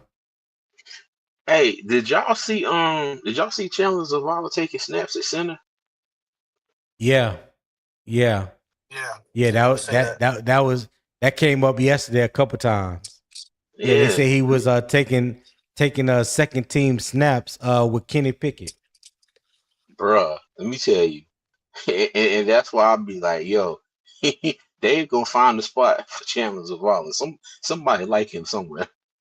I don't know if it's Coach Gilbert or something. I said that because I mean, let's go ahead and call a spade a spade. His tape at either guard spot has not been good, like not At been all. good. I tried to give him Tony tell you, I try to give him every benefit of the doubt since he has been here. You know, but it's just nah. But yeah, that's crazy. I said they gonna make a spot for Chandler Zavala somehow. I don't know why. They need to let that go. Chandler Zavala is in the Ian Thomas category for me. Yeah. he has made it there. Yeah. He has definitely made it there. So, yep, that's it. What you guys think about that report that depth chart that Joe Person has put out? I'm not mad at it, but I'm in a loud spot. I'll turn my mic back on when I get out of this spot. Okay. CJ, what you think about it? I think it's interesting because they've kept 7 wide receivers every year since Canales has been here. Okay.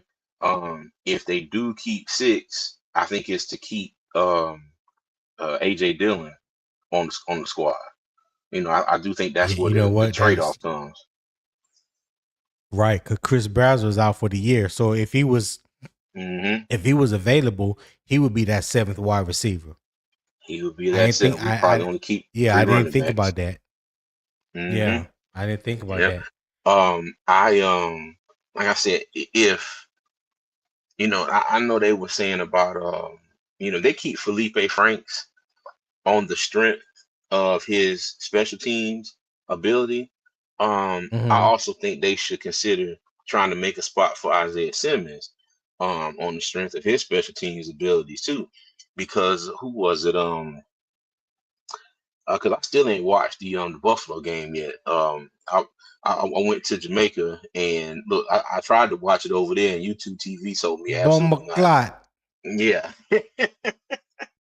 but but I was watching the clip, and I was watching something on X, and somebody was like, just Simmons was a beast as a gunner, on special teams, and I was just like, yo, like I don't know. I don't know. I really think that they could find a spot for him, but Yeah. how likely that is the question. You know what I mean? So we'll see. I think he's going to have to Excuse me. really go out there and show and prove these next couple games. But the thing is too, though, I don't think they're going to give him any a good number of snaps at safety, except for against the other teams' third and fourth stringers. I don't know if it's going to be a game where it's like, all right, cool, let's put you out there, with the ones and twos to see what you got. So J Hud, why are you gonna say something like that? I think I Ian agree. Thomas is a better player than Zavala. He's 100% correct. I don't care about either one of them. I know, but why this even message why right even make here, the comment? But it's just a comment. He's right. He's 100% correct. Lord knows I got PTSD. Y'all okay? All right, go ahead, CJ. But no, that was it. That was it. Said yeah. Hold on. He said y'all thinking Bryce starts off his 5 games like he did last year. Y'all think they'll be done with Bryce? It depends on how he finished the season out. But my thing is we can't keep having these first 5 or 6 games where it's just like everybody standing around don't know what the hell's going on, and then they figure it out mid-season. So we'll see. Yeah. Rollmaster said Bryce done if we start 1-4 reality. So there you go. He answered your question for you. Hey, I can't disagree with that. Hey. Professor X. Oh yeah, you missed Professor X came in laid on the couch yesterday for some therapy. Got some things off his chest. No, he feels better. He was able to see the light, change his tune, his way of thinking when it comes to Bryce Young. And not all the way, not 100%, I will say that. But he was caught in the pickle quite a bit yesterday. Lost for words, stumbling a little bit, quite hesitant in his responses. But we finally got him there. We was able, Charles Xavier. Yeah. He blessed us by coming on the panel. We got him over the hill. You know what I'm saying? We got him over the hill. So yeah. Today he's back. If you've noticed so far, he has not posted anything negative in the chat. You know what I'm saying? You usually you can expect that from him, but therapy does work. When you have someone that can talk to, that's willing to listen, hear you out. Now, let me leave Charles. But hold on, Tom. He said if you say Bryce Young 3 times, he popping up like Candyman. Bryce Young. There you go, Charles. There you go. He said, is it possible to get Isaiah Simmons to blitz, rush the passer? That's a good question. That's a good question. Possible. I would love to see him be able to do that in some packages. Now, we have to remember who we're talking about. Ejiro Evero. We have to remember what we have seen thus far from him, things that we know we would like to see, as a fan base. And some things that he just feel like he just hell bent on not doing. So listen, yeah, that's a toss up. That's a toss up. But I would love to see them use Isaiah Simmons in a situation like that. Use him to his strength. You know, he's still fast. You know what I'm saying? He may not be 4'3", but I promise you he could be 4'4". You know, tall, long, for long arms, athletic. I see no reason. I see no reason why not. Yeah.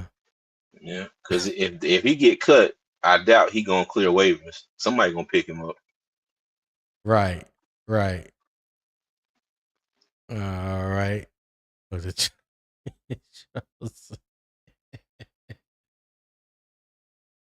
yeah. Charles know I'm not lying on him. That's why he said nothing. He knows exactly. He knows exactly what I said is the truth. Everybody that's in the panel that was a witness to it yesterday. They witnessed it. Hey, look, hey CJ.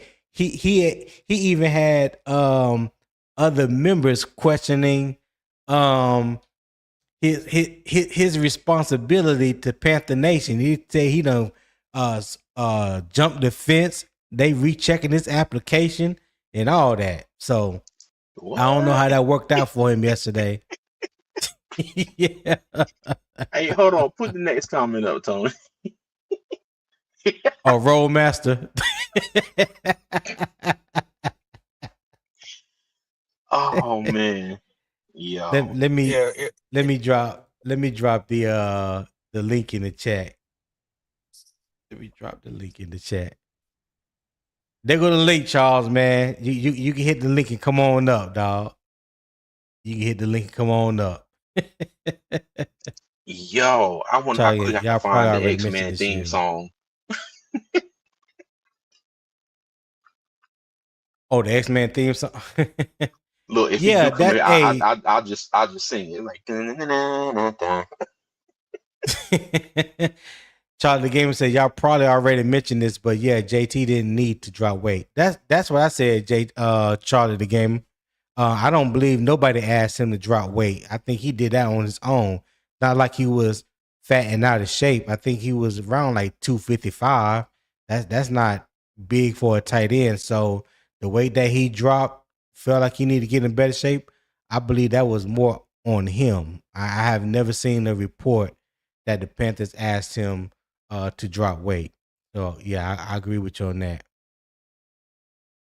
He also said, depending on what Waller do, JT will be a casualty this season. That's what we're talking about. And evidently, we just looked at the depth chart that Joe Person just dropped this morning. Shout out to Jay Hudge, who brought that to my attention. And he had Jatavion Sanders being cut. Yep, he had Jatavion Sanders being cut. He had the 4 tight ends: Tommy Tremble, Mitchell Evans, Darren Waller, and Feleipe Franks. That's who Joe Person had. All right. He said, "Facts. I think he was trying to find a way to be Bryce friendly, and I respect it, but okay." Yeah, Charlie, we know you don't respect that. Stop lying. You know damn well you don't respect that. All right, CJ. So let's transition on. So Franks brings a 3-phase value. Sander brings receiving potential. Now let's get to the larger question. What does Carolina actually need from every tight end it keeps? All right. So the second half question. What value must Carolina's tight ends bring beyond catches? All right, so let me give you the facts first. The Panthers tight end room contains different player profiles. Waller brings veteran receiving experience. Sander brings young receiving upside. Trimble brings established physicality and experience. Franks brings major special teams value. and the remaining players are competing to prove they can fill defined offensive and game day roles. Canales has made it clear that retaining a critical special teams player can affect the number of backs, linebackers, safeties, or receivers Carolina carries. All right. A tight end's value cannot be measured only by catches. The position affects run game structure, pass protection, play action credibility, pre-snap motion, red zone matchups, personnel flexibility, and at the bottom of the roster, special teams coverage and return units. Carolina does not need every tight end to do every job. It needs each player's role to be clear enough that the offense gains an advantage when he is on the field. So, CJ, my question to you is, should Carolina prioritize specialists or guys who can do a little bit of everything? What say you, dog? Hey, cuz, I'll be right back, cuz. Ain't that something? As soon as I ask a question, he talking about he'll be right back. Well, I tell you. All right. So, I asked the chat, should Carolina prioritize specialists or guys who can do a little bit of everything? So you could type specialist or everything in the chat. All right. I greatly appreciate that. And I will read them as they come in. All right. Me personally, I would say when we're talking about, again, that fourth tight end spot, we're not talking about tight end 1, tight end 2, or even tight end 3. We're talking about that fourth spot, the value spot, right? You need to be able to have more value than just catching passes. You do. You just have to have more value than that. All right. And the tight end position is no different than any other position on the team when you're talking about what value do you bring outside the starting two rotation, right? Do you bring value on kickoff returns, on punt returns, in anything of that nature, right? What value can you bring? And that, like I mentioned earlier, when you're talking about the value between Feleipe Franks and Tavion Sanders, I give it to Feleipe Franks because his value is not only special teams, he could be your third emergency quarterback. All right. And according to all reports, he has shown that he is better now as an actual tight end. Now, does that mean he's going to move up the tight end depth chart? No, it doesn't mean that. But that's another added value. So that's three things that he brings to the table when you talk about his value to the team. Right now, Tavion Sanders only brings one. So the math is in Feleipe Franks' favor. And like you heard me read earlier, based on the article that Joe Person put out in the Athletic, talking about the tight ends. Let me see if I can find it again. Yeah, basically called Franks one of the top special team players in the league, and the former QB has improved as a receiver, and that someone with that value can affect the numbers at other positions on the team, because you don't want to let a core special teamer go. Just as much as people, we emphasize offense and defense, special teams also can be a game changer for you. It can definitely be a game changer for you in more than one ways, whether it's punt return or kickoff return. So I can see him being that fourth receiver. I mean, that fourth tight end. And according to Joe Person, he believes just like I believe. He have us keeping 4: Tommy Tremble, Darren Waller, Mitchell Evans, and Feleipe Franks. notable cut is Tavion Sanders. Now, of course, that's not etched in stone. He's not up on the team or anything like that. That's just his opinion, just like this is my opinion. But I like to see that both our opinions are aligned when it comes to the situation. So you guys let me know in the chat what you guys feel. So let me start right here. Charles Davis said, I'm hitting the link in about 5 minutes. All right, Charles. Ben Flipping Facts said, if we keep JT Sanders, 1, he has to stay healthy. 2, build his hand, forearms, and arms. Okay. Well, shit. Ben Flipping Facts, that sounds like something he need to do on the practice squad, don't it? He need to do all that before he commands a roster spot. I'm just saying. That's just me. I'm just saying. T. Thompson said everything. Okay. All right. J. Hud said specialist. All right. Roadmaster Blackout said everything. King James said everything, Tony. T. Thompson said well-rounded.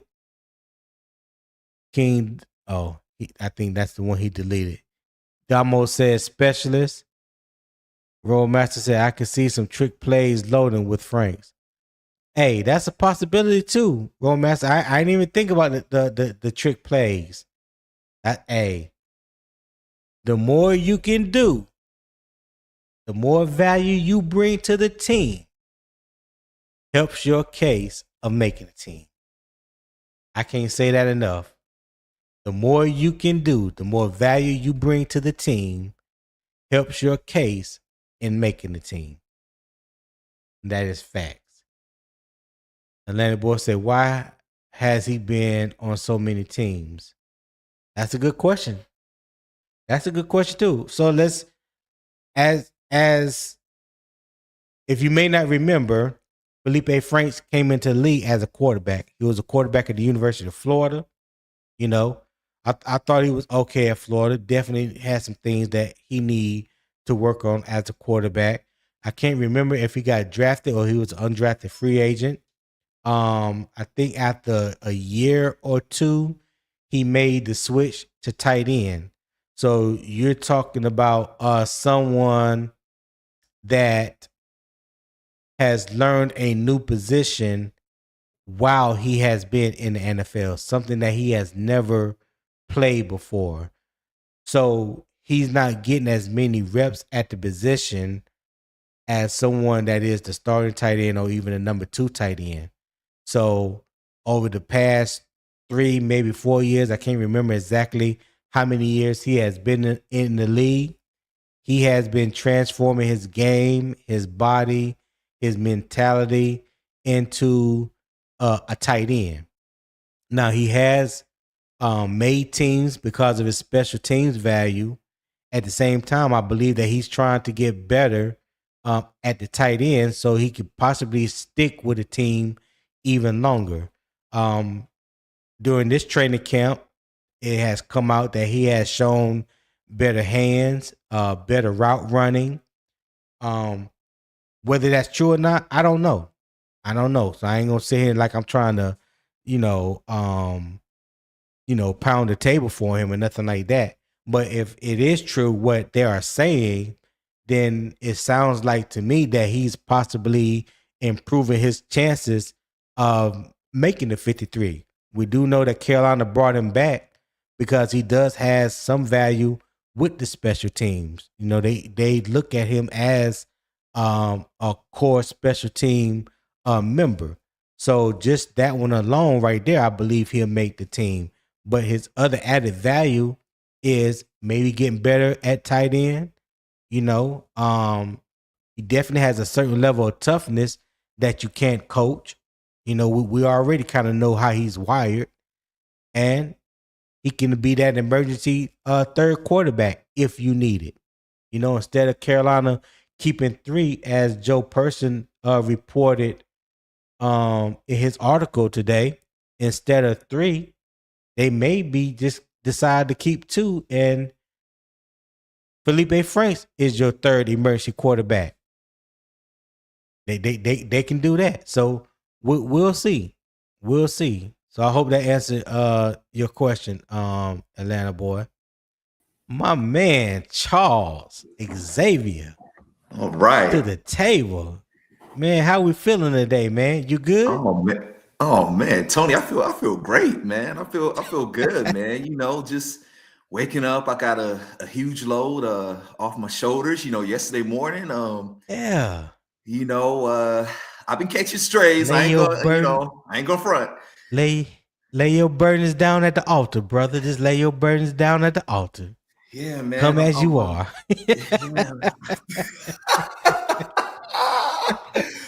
Man,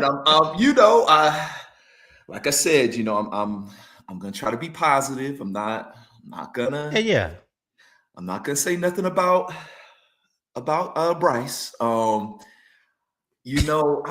want us to run 2 tight end sets. Like we got Darren Waller, we got Mitchell Evans. Why don't we see some 2 tight end sets? Why don't we see some like dominate these smaller safeties, slower linebackers?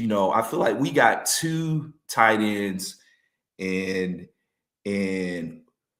Waller and then Evans to where both of those guys, I like the way they play. They got like they have like a nasty streak in them. Like Evans, I like the way he blocks. Evans is he has that nastiness like in him. I like that. We need that. Gotcha. Yeah. Charlie the Gamer said, damn well why Charles.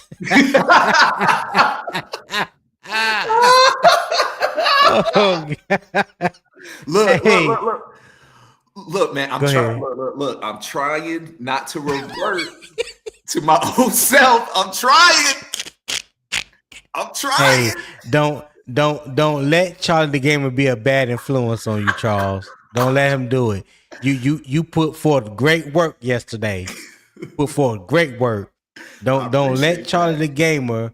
Don't let him resort to you being that being your old self. Right, is what I'm trying to say. I couldn't get my damn words out.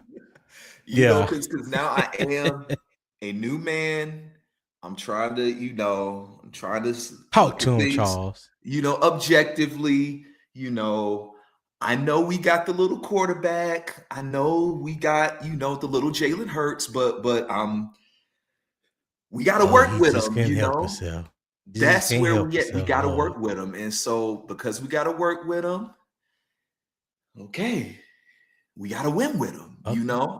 And so I'm hoping that in this preseason game tonight,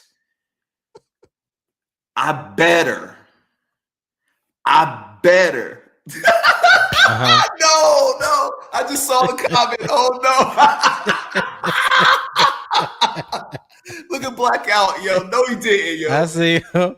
No, he didn't, yo. I don't like this no more. Roll master drinking right now. You have to excuse him. He already drinking today. You have to excuse him, I'm delivered. Yo, I'm dying. But yo, I'm just hoping. Hey, JP, he fight for his life, ain't he? I'm telling you, man. He fight for his life, man. Oh God! I told Go myself, ahead, Charles. Go ahead. All right, I'm gonna be positive. Like I'm gonna work with this little dude. You know what I'm saying? I'm gonna work with him. And so tonight, all I gotta say is, look.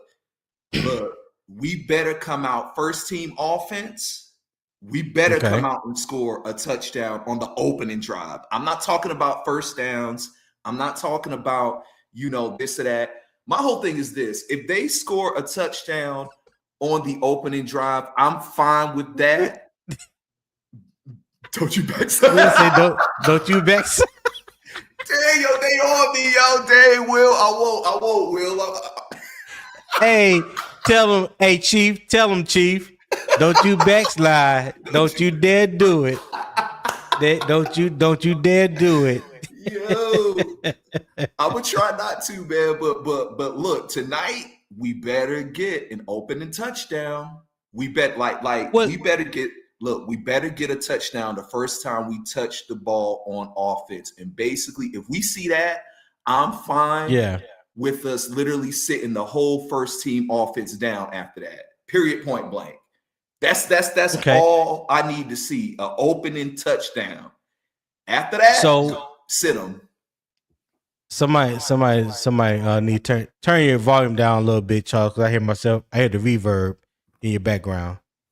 So what happens if we don't? Well, what happens? What happens if we don't score on the first drive? So let's just say, and this is just hypothetical, of course. Let's just say we don't score, but we do show that we can move the ball. So say at least there's a 7-play drive, right? There's a 7-play drive, and instead of scoring a touchdown, we kick a field goal. Then what? I don't want no field goal. I don't want no safety. I want a touchdown. I want a touchdown. I understand that. I want a touchdown. I don't want no. I understand that. Look, I want a touchdown. I need to see us go. I need to see. I got to bring up that one. Yo, man, these comments killing me, man. Hey, and full transparency, Charles, I want to see a touchdown too. I want, given what we saw against Buffalo, I want to see us go down and score the first time we touch the ball. But my question is, what if it doesn't happen? What if it doesn't happen? Okay, if it doesn't happen, I gotta leave him out there until. Hold on. Hey Zip, mute your mic for me, Zip. Go ahead, Charles. Yeah, like if it doesn't happen, okay, I leave him out there. But they got to get a touchdown, man. I heard. I feel you. Okay, let's try this again. Charles, I sympathize with you. I want the same thing that you want, Charles. You are not alone. I'm here with you. Okay. If I was there, I toast you up and put my arms around you, brother, and say, "Damn it, touchdown! Here we come." I got you. I understand all that, but, and this is not even a big but, because it's just a possibility that it may not happen. What happens if we don't score a touchdown? But we get a field goal. Then what? Okay, we don't score a touchdown, but we get a field goal. Okay. All right. I can deal with that. Okay. I can deal with that. He can't do it. Boy, he can't. He fighting for his life. Hey, just like Charlie, like Jermaine said, he fighting for his life, dog. He can't even be dog. I thought you said you were not gonna backslide. I'm cool. Okay. You gonna make Will cancel his damn conference. That's what you gonna do. You ain't gotta do it. You ain't gotta do it, Charlie. Matter of fact, me and 336 pulled out your file. When you get a chance, meet us back at the X Mansion. We're gonna go over it in the danger room. Cerebro. It's a small briefing. Yeah, it's just a small briefing. There's some things that was concerning. So far you're doing good. You're working your way back in. Working your way back in. Oh man, I'm trying. I'm trying, man. That's the okay. If we can, I want to see improvement. I want to see improvement. I want to see us. I want to see Bryce Hold on, Charles. translate. Charles, why you get yourself together? Because it seems like you need a little time. Zip, what's going on, my guy? Damn, Charles taking about 20 minutes to get his thought out. I ain't gonna even hold you. Hey, real quick, Tony. Hey, remember when Charlie Blue was talking about struggling Panther fans? God damn, Charles, you kind of fit that mold right now, brother. You kind of fit that mold. Struggling Panther fans. Hey, it's Zip, Bryce, man. I can't help it, man. It's Bryce. Zip, no, what he trying to do? Because yesterday, he came and laid out on the couch, got a blanket, kicked his shoes off, and started confessing how he feel yesterday. So now that he done had about 24 hours to think about everything that he said yesterday, he's trying to backtrack a little. You know what I'm saying? He's trying to backtrack a little. He sound like Jermaine said, he sound a little befuddled. He's a little befuddled. You know what I'm saying? Yeah. So what's happening with you, Zip? I'm trying to get him time to get his thoughts together. Yeah. Hey, I might hit that preseason game tonight, man. I might throw it out there. You know, me and my oldest boy. You know what I'm saying? Okay. It's not definite though, because I got a lot I got to do when I get off. But we might just fly it out there, man. We might do it. And they giving Charles hell in the chat. Yo, man, because I'm telling you, man, I wanna win. I wanna roll with this guy. Okay, all right. I told myself I'm gonna be positive today. All right. Okay. So I want us to win.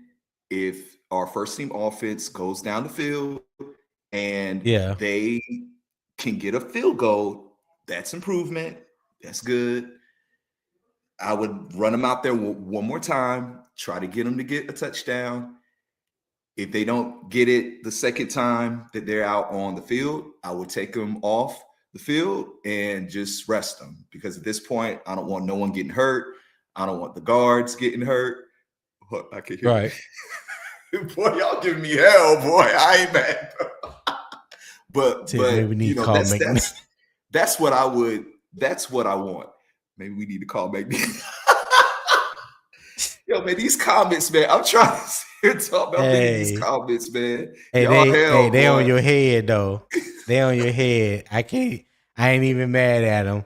Hey, listen, we've been here 2.5 hours right now. If you are enjoying the conversation, the debate, the energy, the vibes that the morning kickoff has brought to you on this Freedom Friday type morning, show love and scan the QR code, support the show. I would greatly appreciate it. My daily goal is $25. That's it. Not trying to pay you rent. It's $25. Also, if you're watching on the YouTube channel, if there's a pinned comment at the top that will take you directly to my PayPal. You do not have to have PayPal. Just click the link or scan the QR code, pull out your old trusty debit card, and give a small donation that in return will be given right back to the channel. We'll put into the channel. I have some things that's getting ready to come up that will show you that your hard-earned donation is being put to use. All right, I'm gonna try to put one of them out tonight. I'm not sure how that's going to go just yet, but yeah, if not tonight, it will be out next week. One of the things I do have planned. So yeah, feel free to donate. I would greatly appreciate that. And if you haven't subscribed to Unbiased Opinion Sports Talk, please do so. I know majority of you are watching through Carolina Armchair GM CJ channel. If you would open up another browser on your desktop, laptop, tablet, or your phone, go to youtube.com/@UO Sports Talk. That's also my handle on Twitter and in Patreon on Patreon @UO Sports Talk. I'm trying to get over 100 followers on Twitter. I greatly appreciate it if you guys would join me over there as well. Maybe I'll start posting a little bit more over on Twitter. but also the Patreon community. I post there daily, 3 tiers to the community over there. The football season's getting ready to ramp up. We're going to be doing some film breakdown, schematics, technique, things of that nature, college and pro, because I have a huge library of a college film. No highlights. Everything is all 22 film. So again, join the community on Patreon, support the community here on YouTube, and I would greatly appreciate all you guys' support. Charles, you ready now? Yes, sir. I'm ready. Okay. I'm ready. So I'll just transition. I'll just go to and hold that thought real quick. Shout out to Roadmaster Blackout TV for the $5 super chat. He said for the content. Hey, appreciate that, my guy. Salute to you. Thank you for supporting the channel. All right. So yeah, go ahead. Go ahead, Charles. So when it comes to some of the most important, jobs of a tight end, I think tonight and really this whole season, I feel like, damn, boy, they all be, boy. I feel like, they have to, you have to be able to help in the passing game. Of course, you want to run, great routes, you want to catch, passes. Yes, but you got to pass block, right? Also, we need our tight ends to help out in the run blocking game. We need them. And then I'm also looking at Darren Waller. I need him to be that big red zone threat. I need him to be that guy that can be a big body for Bryce in the end zone. Whenever Bryce kind of rolls out, when he has those moments to where he can create, right? Those moments to where he can kind of get out on the run and he can kind of throw on the run. I think that's where utilizing tight ends would be big. Now, the question is, are we going to do that during the season? We haven't really utilized tight ends within this whole offense. Not really. I mean, kind of, sort of, but not really, And so personally, I would love to see us kind of have a layout that Ted, he gets probably the most targets, after that Coker, and then let it be the tight ends. Let it be Waller. Let it be Evans, in that order. Because personally, I feel like you got to go, like, notice how Bryce, I feel like, does better when he has larger. I just hold on 1 second, Charles. I just dropped the link for you, Jermaine. I just dropped the link in the chat. Go ahead, Charles. Yeah. Notice how Bryce, he plays pretty good whenever he has a larger receiver to where he can throw to, And so I feel like if we can kind of find a way to kind of like incorporate these guys throughout the season, well, then we got to check what Xavier superpowers must. Oh, man. I'm telling you, boy, they going, what, boy? It's all love, man. I love y'all. It's all love. Don't get it twisted. I can read your mind. Okay. I can read y'all's mind. So already know what time it is. You know what I mean? But I forgive y'all. Hold on 1 second, Charles. Hey, shout out to Chris 17227 with the $5 super chat. Hey, I greatly appreciate that, my guy. If you haven't subscribed to my channel, Unbiased Opinion Sports Talk, please do so. Just open up your browser. A matter of fact, if you see my avatar in the chat, because I just posted the PayPal link. If you click the avatar, it would take you directly to my channel, and you can subscribe there. All right. So yeah, just click the avatar, UO Sports Talk, and it would take you directly to my channel, and you can subscribe, turn that post notification bell, select all, so that way you be made aware when I go live. I go live every weekday, Monday through Friday, 7 a.m. Eastern time. All right. Thank you for your support, my guy. Go ahead, Charles, with your soliloquy. Yeah, man. Basically, like I was saying earlier, I could read y'all's minds, but it's all good. I forgive y'all. At the end of the day, it's all about making this team better, and finding ways to win. And again, because we have an owner, like I said yesterday, that's enamored with Bryce Young, right? We're going to have to roll with this guy. And so because we got to roll with him, we got to utilize every weapon we have in a way that can get us to score points. One thing one extra thing I will say too, we got to find a way to start strong and put touchdowns on the board in games. No more, granted, I get it, you don't want to leave points out there, but if we have opportunities, I need Bryce to be aggressive. I need Bryce to have that same Atlanta Falcon mindset, that Georgia Dome mindset, that true Alabama mindset, and just let it rip. Let it rip, Got you. Cat Daddy, what's happening? I know, if I know my cousin like I know my cousin, he done went and found the damn theme song for you, Charles. Let's go.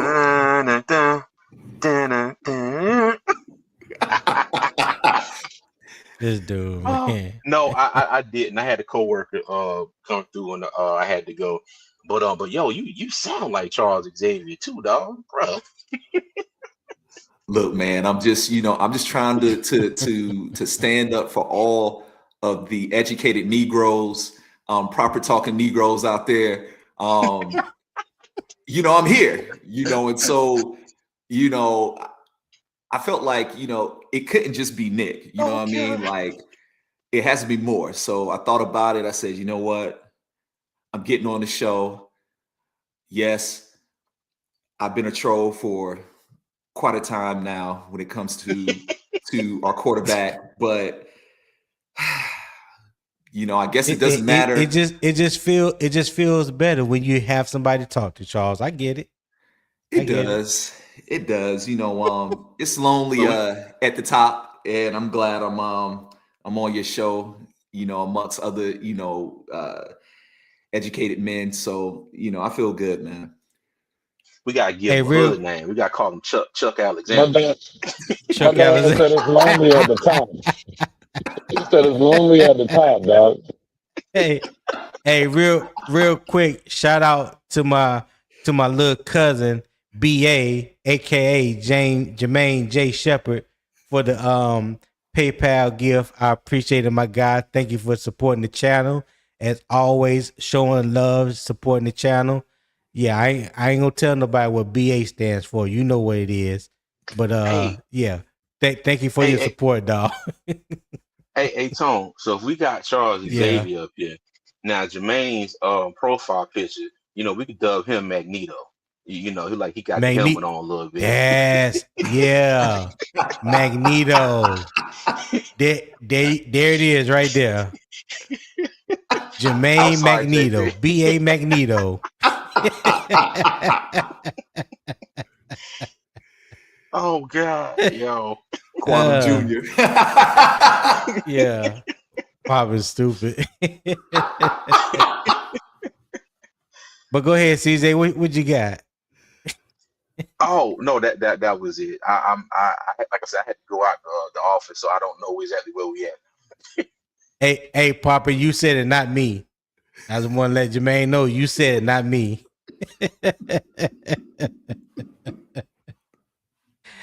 All right, so let me ask you guys a question, and Zip, you can go first on this one because I know you've been sitting back chilling for a minute now. Listen to that deposition that Charles just gave.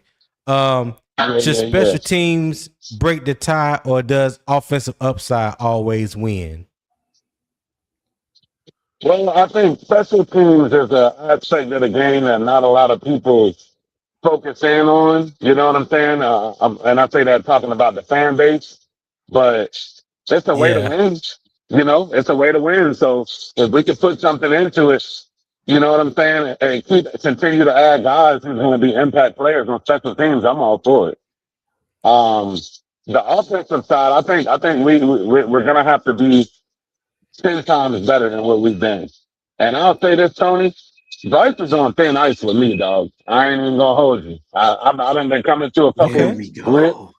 I done been coming to a couple real. Hey, Charles, though, I'm still not with you, brother. I'm not with you, brother. Let's not get it confused here now, Charles. Let's not get it confused now here, Charles. You know what I'm saying? You a cool brother and all. But yeah. Hey, that's the struggling. Hey, you on the struggling Panther Island, brother. There's a lot of y'all over there. Yeah. You know what I'm saying? Yeah. Hey, listen, they abandoning Charles right now just because he laid down and confessed his sins yesterday. You know what I'm saying? Hey, Tony, then he got us off the couch doing the double take and shit. Like, he started double taking, looking around like, oh.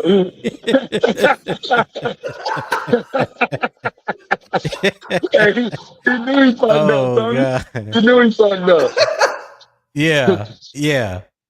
Hey, that is crazy. Charles, you gotta go. It's crazy. Charles, you gotta go page 336 now. 336 ain't gonna like that. I'm letting you know. Oh, man, ain't gonna like it, brother. Man. Yeah.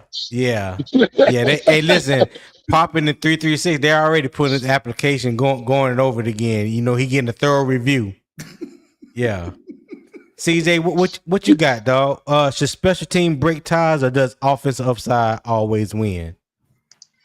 I think it should be offensive upside, but legitimate offensive upside. I think in this case that his special teams abilities probably outweigh his offensive potential.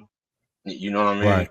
But but my thing is this now: if you keep Feleipe, I was trying to bring AJ Dillon into this if they had a spot for him, but Feleipe would be part of the 4. They're gonna keep 4 regardless. So let me just focus on this one. To be honest, like in his case, I think it's gonna be his special teams ability. I don't think he's a terrible receiver. You know what I mean? And it would have to be special teams with him because I don't think he's going to see the field that much as far as the tight end spot. So, yeah. Okay. All right. Hey, not you about to shed tears over there. What? Yeah, boy, I am crying real tears. You hear me? Hold on. I got a shout out. Will. Hurt lost souls. Hey, shout out to Will Tip Drill Robinson, my brother from another, for the PayPal gift. I greatly appreciate it, my guy. Will definitely been down with CJ and I since 2 fans in the stands. He's definitely been a day one rider, so I greatly appreciate you, my support on and off YouTube. All right, definitely appreciate it. But go ahead, CJ. Oh no, that was it. I was done. Yo, JP comment got me over here hollering. He boy, I'm telling you, man, they going in. He said like Kevin. Oh my goodness. Yo. Oh my God, boy, I tell you, I'm in real tears. Oh man, I'm dying, man. Wolverine gonna cut. Oh Jesus. Hey, welcome to Freedom Friday, man, with the morning kickoff with unbiased opinion. That's what I'm talking about. Yeah, bring your burdens to the altar. Yeah, that's all you gotta do.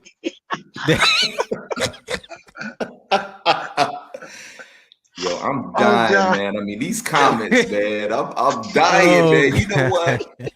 Yo, I really didn't know. At first I was thinking, I'll make a few comments. And, it's not a big deal. But I guess, the past few weeks, man, I've been on a tangent of Bryce Young hate, man. And yeah, you really have. You really have. Mm-hmm. But you gotta remember too, though. I be at work a lot in the morning, so I don't, have that many opportunities to join. But it is extremely slow here today, and Tony will tell you I'm always with the shits. So yeah, you catching the smoke today, dog. Yeah. But what say you, Charles? Should special teams break the tie, or does offensive upside always win? You know what? For our team, special teams, and I say that because for whatever reason, man, we haven't had a good return man in years. Like I feel like we haven't had a guy that you can kick it to, you can punt it to, and he can actually possibly get you 10 yards, 15 yards. You know, we haven't had that guy in a long time. And so I feel like if we can get No. We had one. They let him go. Blackshear. Who? Raheem Blackshear. Raheem Blackshear. Oh, okay. I like Blackshear. Okay, you're right. Blackshear was one of them. If I'm not mistaken, like outside that 1 year, he led the league in one of them kickoff or punt returns. One of them. I think he was like top 2. He was like top 2. Yeah. You're right. Blackshear. I could think back to like maybe like Ted Ginn. But like I feel like if we could have that guy that could be a threat when it comes to punts, when it comes to kicks, then I think it would help out our offense so much more. You know, because the one thing that does stand out that really a lot of people don't realize is when we went 15-1 with Cam Newton, we had like, I think we were ranked number 1 in what was that stat in our starting drives, like started at like the 40-yard line, I think, or like something like that. You know what I mean? And so I feel like if we can get that, oh yeah, we have that can break it. Yeah. Okay. All right. So which tight end helps Bryce Young when the first read is gone? Who do you think that tight end will be that can help Bryce when the first read is gone? CJ, you go first and then Zip. Okay. As of right now, with everything that has gone on here lately, healthy and up to speed on the offense, Darren Waller.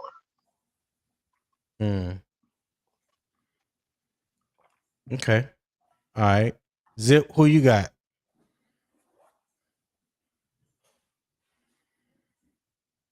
You on mute if you're talking, Zip.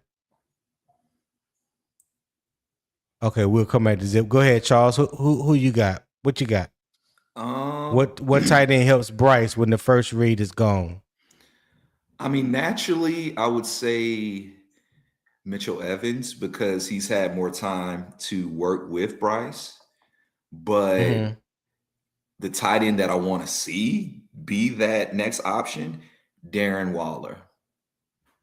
All the way. I agree. I think Darren Waller brings another dimension that we have all talked about in Panther Nation for the past couple of years, for a while now. Honestly, since Greg Olsen left, that we need a true, reliable pass catching tight end. I know CJ and we have been talking about it just as much as we've been talking about needing another corner. We need another pass catching tight end. Facts. I know we haven't really utilized the tight ends as much, especially when Dave Canales, his first year in Tampa Bay, he used Cade Otton, but he used Cade Otton because the injuries that was being dealt with Mike Evans and Chris Godwin. So he basically became the number 1 option that year. But in today's NFL, because it has morphed back into a pass catching offense, pass catching league, and especially with more teams now running 12 personnel, 13 personnel, when you can have 2 reliable tight ends that are capable of threatening the defense, it makes you that much more explosive. It puts the defense on their heels because they can't pinpoint which direction or which tight end may leak out, for to run a route. You know what I'm saying? So, like I said, I like Mitchell Evans. I believe he can catch really good. He was just limited with opportunities last year. I would like to see his touches go up more. Tommy Tremble has gotten better when it comes to catches and route running than he was his rookie year coming out of Notre Dame, because he was known more as a run blocking tight end than a pass catching.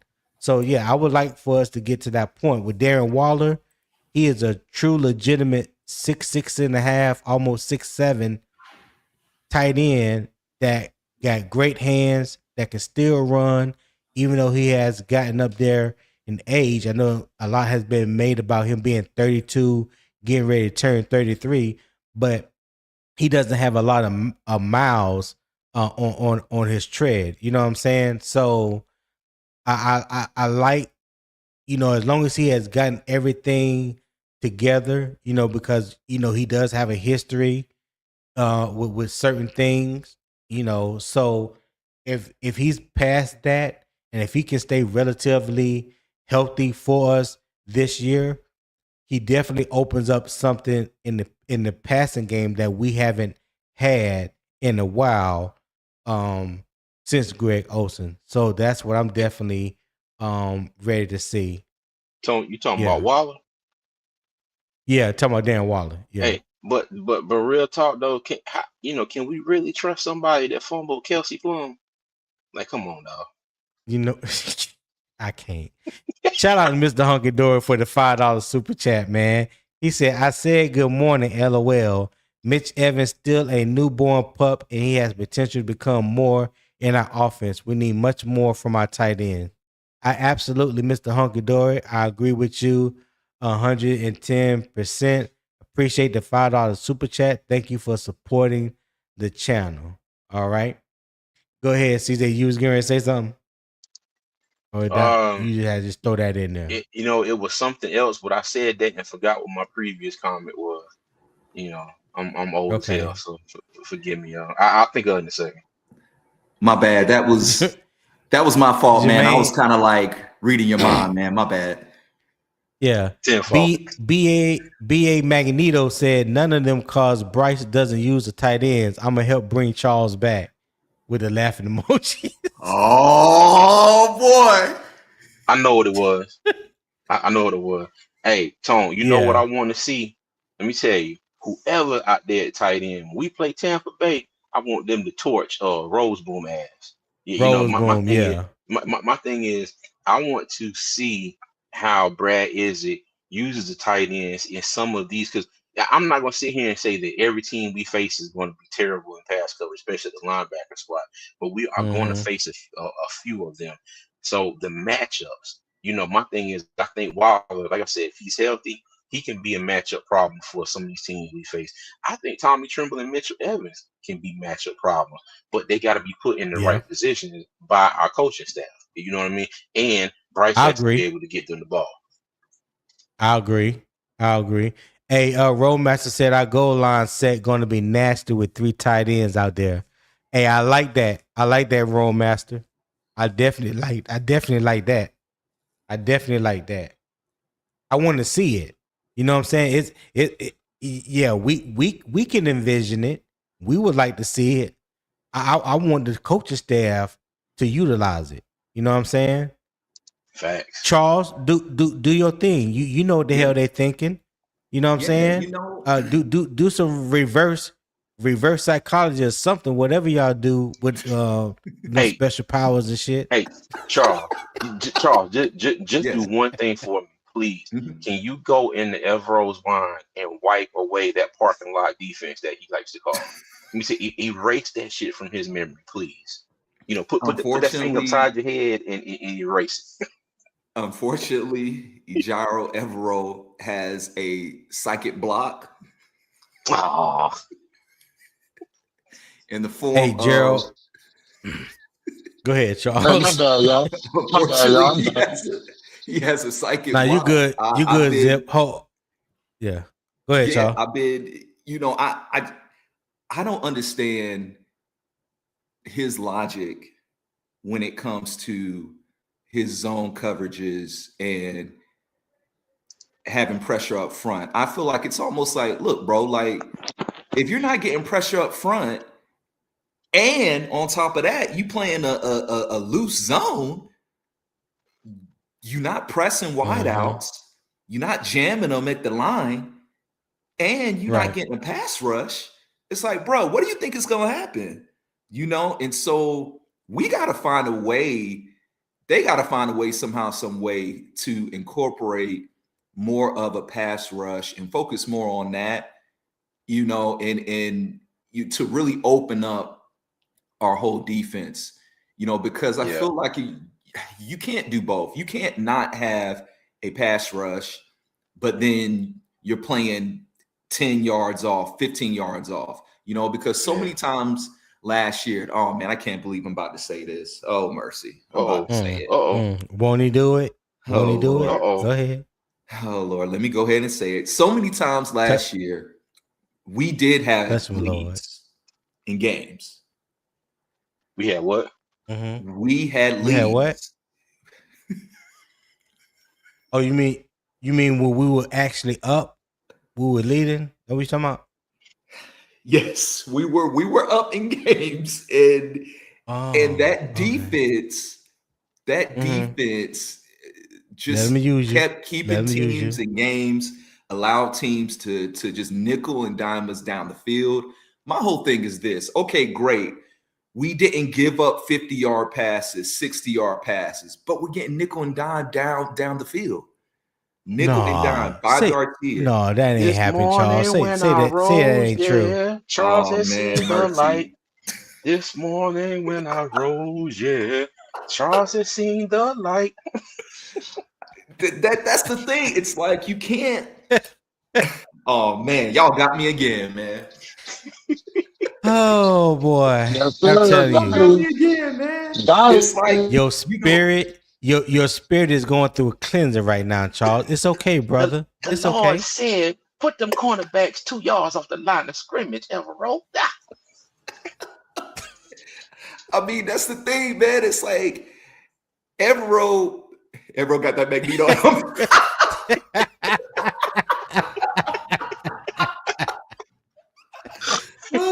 Oh man!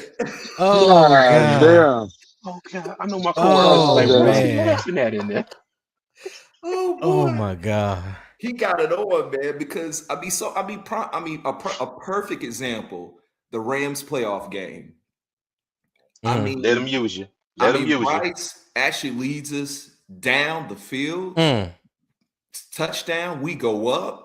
The crowd is going crazy. Coaches are hype. I was players there. are hype. Everything is good. Hallelujah.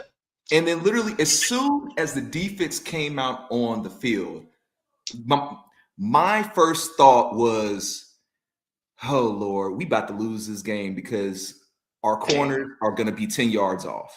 And knowing Matthew Stafford and knowing just how smart he is, he's just going to just attack the zone. He's not going to throw no deep, crazy passes. He's not going to do nothing, extraordinary. He's just going to attack the gaps in the zone defense. And that's exactly what he did. He nickel and dimed us down the field, and they won. And I can't. I mean, we can't. Okay, we can blame Bryce and say, hey, you got to score more points. Sure, but oh Lord, I'm about to say this. Oh my goodness. But at the end of the day, if your defense is being played like that, if I am a quarterback, I'm laughing, because in my head I'm thinking, man, you know what? Like Jermaine White, I can't read these comments. I'm saying now, JP. That's how we doing. Okay. Okay. That's how we do. Dang. I. Hey, real quick, because Kevlar Tom, he made a good comment because me and CJ, we have talked about this before. He said we targeted tight ends around 5 times a game last year. That's league average.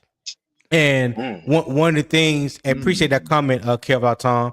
But one thing that me and CJ was talking about was, are we using them to run the right routes? Because I know I heard people a lot say, well, we don't hit the tight ends down the seam. Well, I don't see a lot of pass plays that is routes that are being run by the tight ends down the seam or over the middle. I don't see a lot of that. So is that more of the play calling, that's baked into the play call, what we asking our tight ends to do? I'm just asking because I don't know.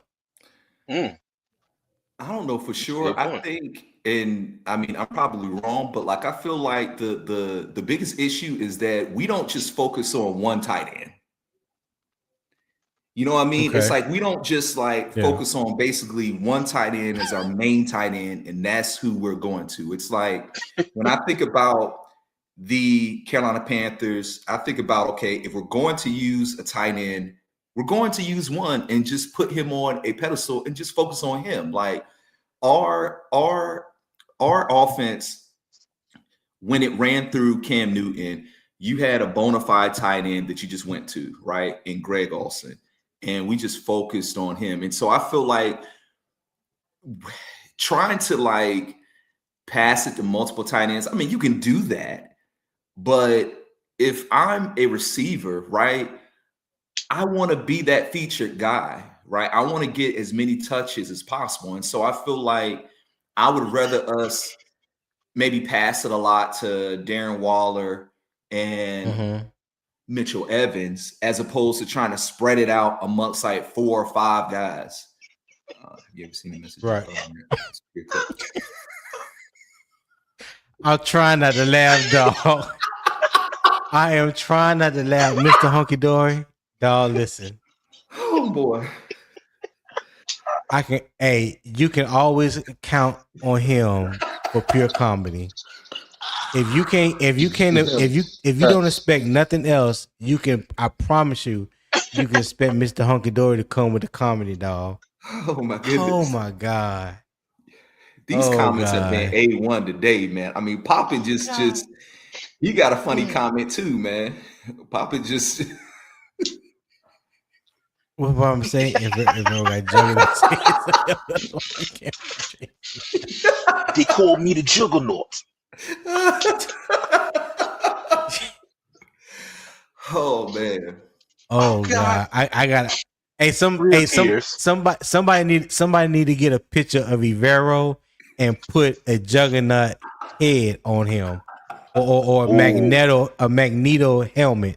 I gotta see it, dog. Oh, I gotta see it. I know one of y'all wizards out there with the internet that y'all can do that. Yeah. Hey, say less. That is too fun. Hold on. I'm gonna get a Magneto helmet for JP. Yeah. Leave that up there so I can snip that picture later. I'm gonna get a Magneto helmet for JP. I'm gonna get a Juggernaut helmet for Piccolevero.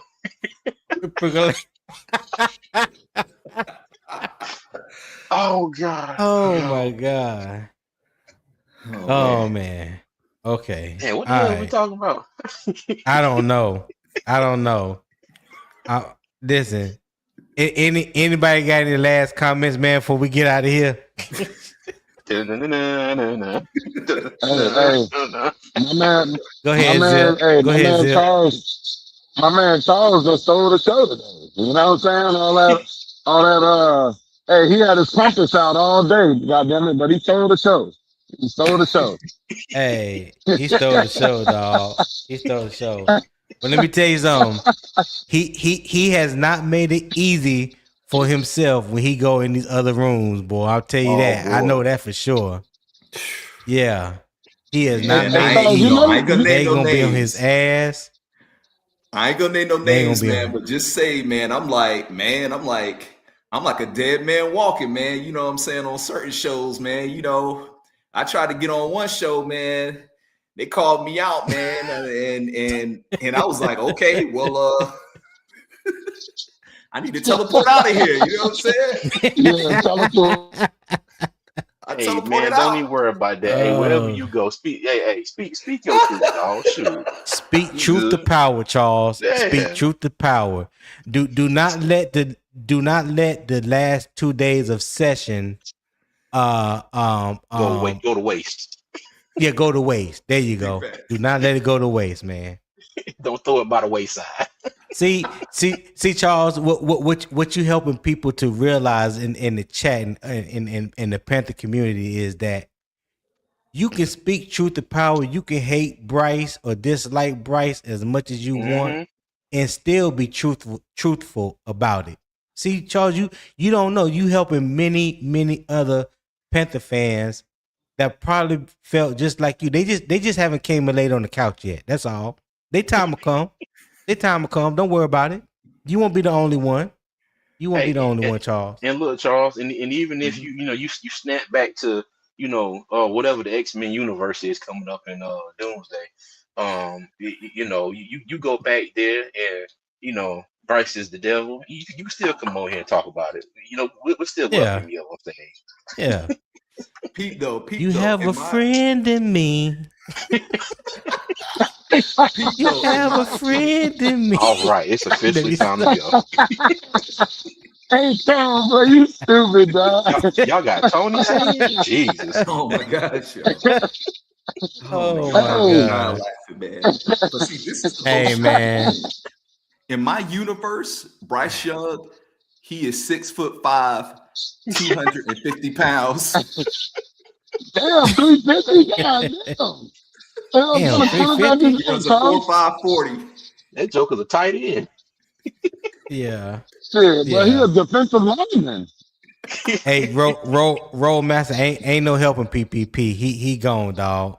He gone. I won't even attempt. Where's the Chucky said he'll be Andy's friend to the end. Oh gosh. Oh, hey. Y'all boys on one this morning, bro. Y'all let me tell you something. Oh gosh. Hey, Freedom Friday has been all that I hope it would be, man. It has definitely been a pleasure.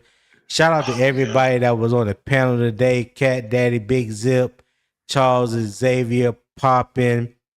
Who else? I think that was pretty much it. Everybody that's been on the panel. Thank you to everybody that has donated to Unbiased Opinion Sports Talk today. Reality Beats, Will Robinson, Robert Foxworth, Blackout TV, Chris 17227, and Mr. Honky Dory. I greatly appreciate you guys' donations. Thank you for supporting the show. All right. So Feleipe Franks is the versatility test. Tavion Sanders is the development. Tavion Sanders is the development test. Darren Waller is the veteran receiver test. All right. Carolina's tight end decision is not about collecting names.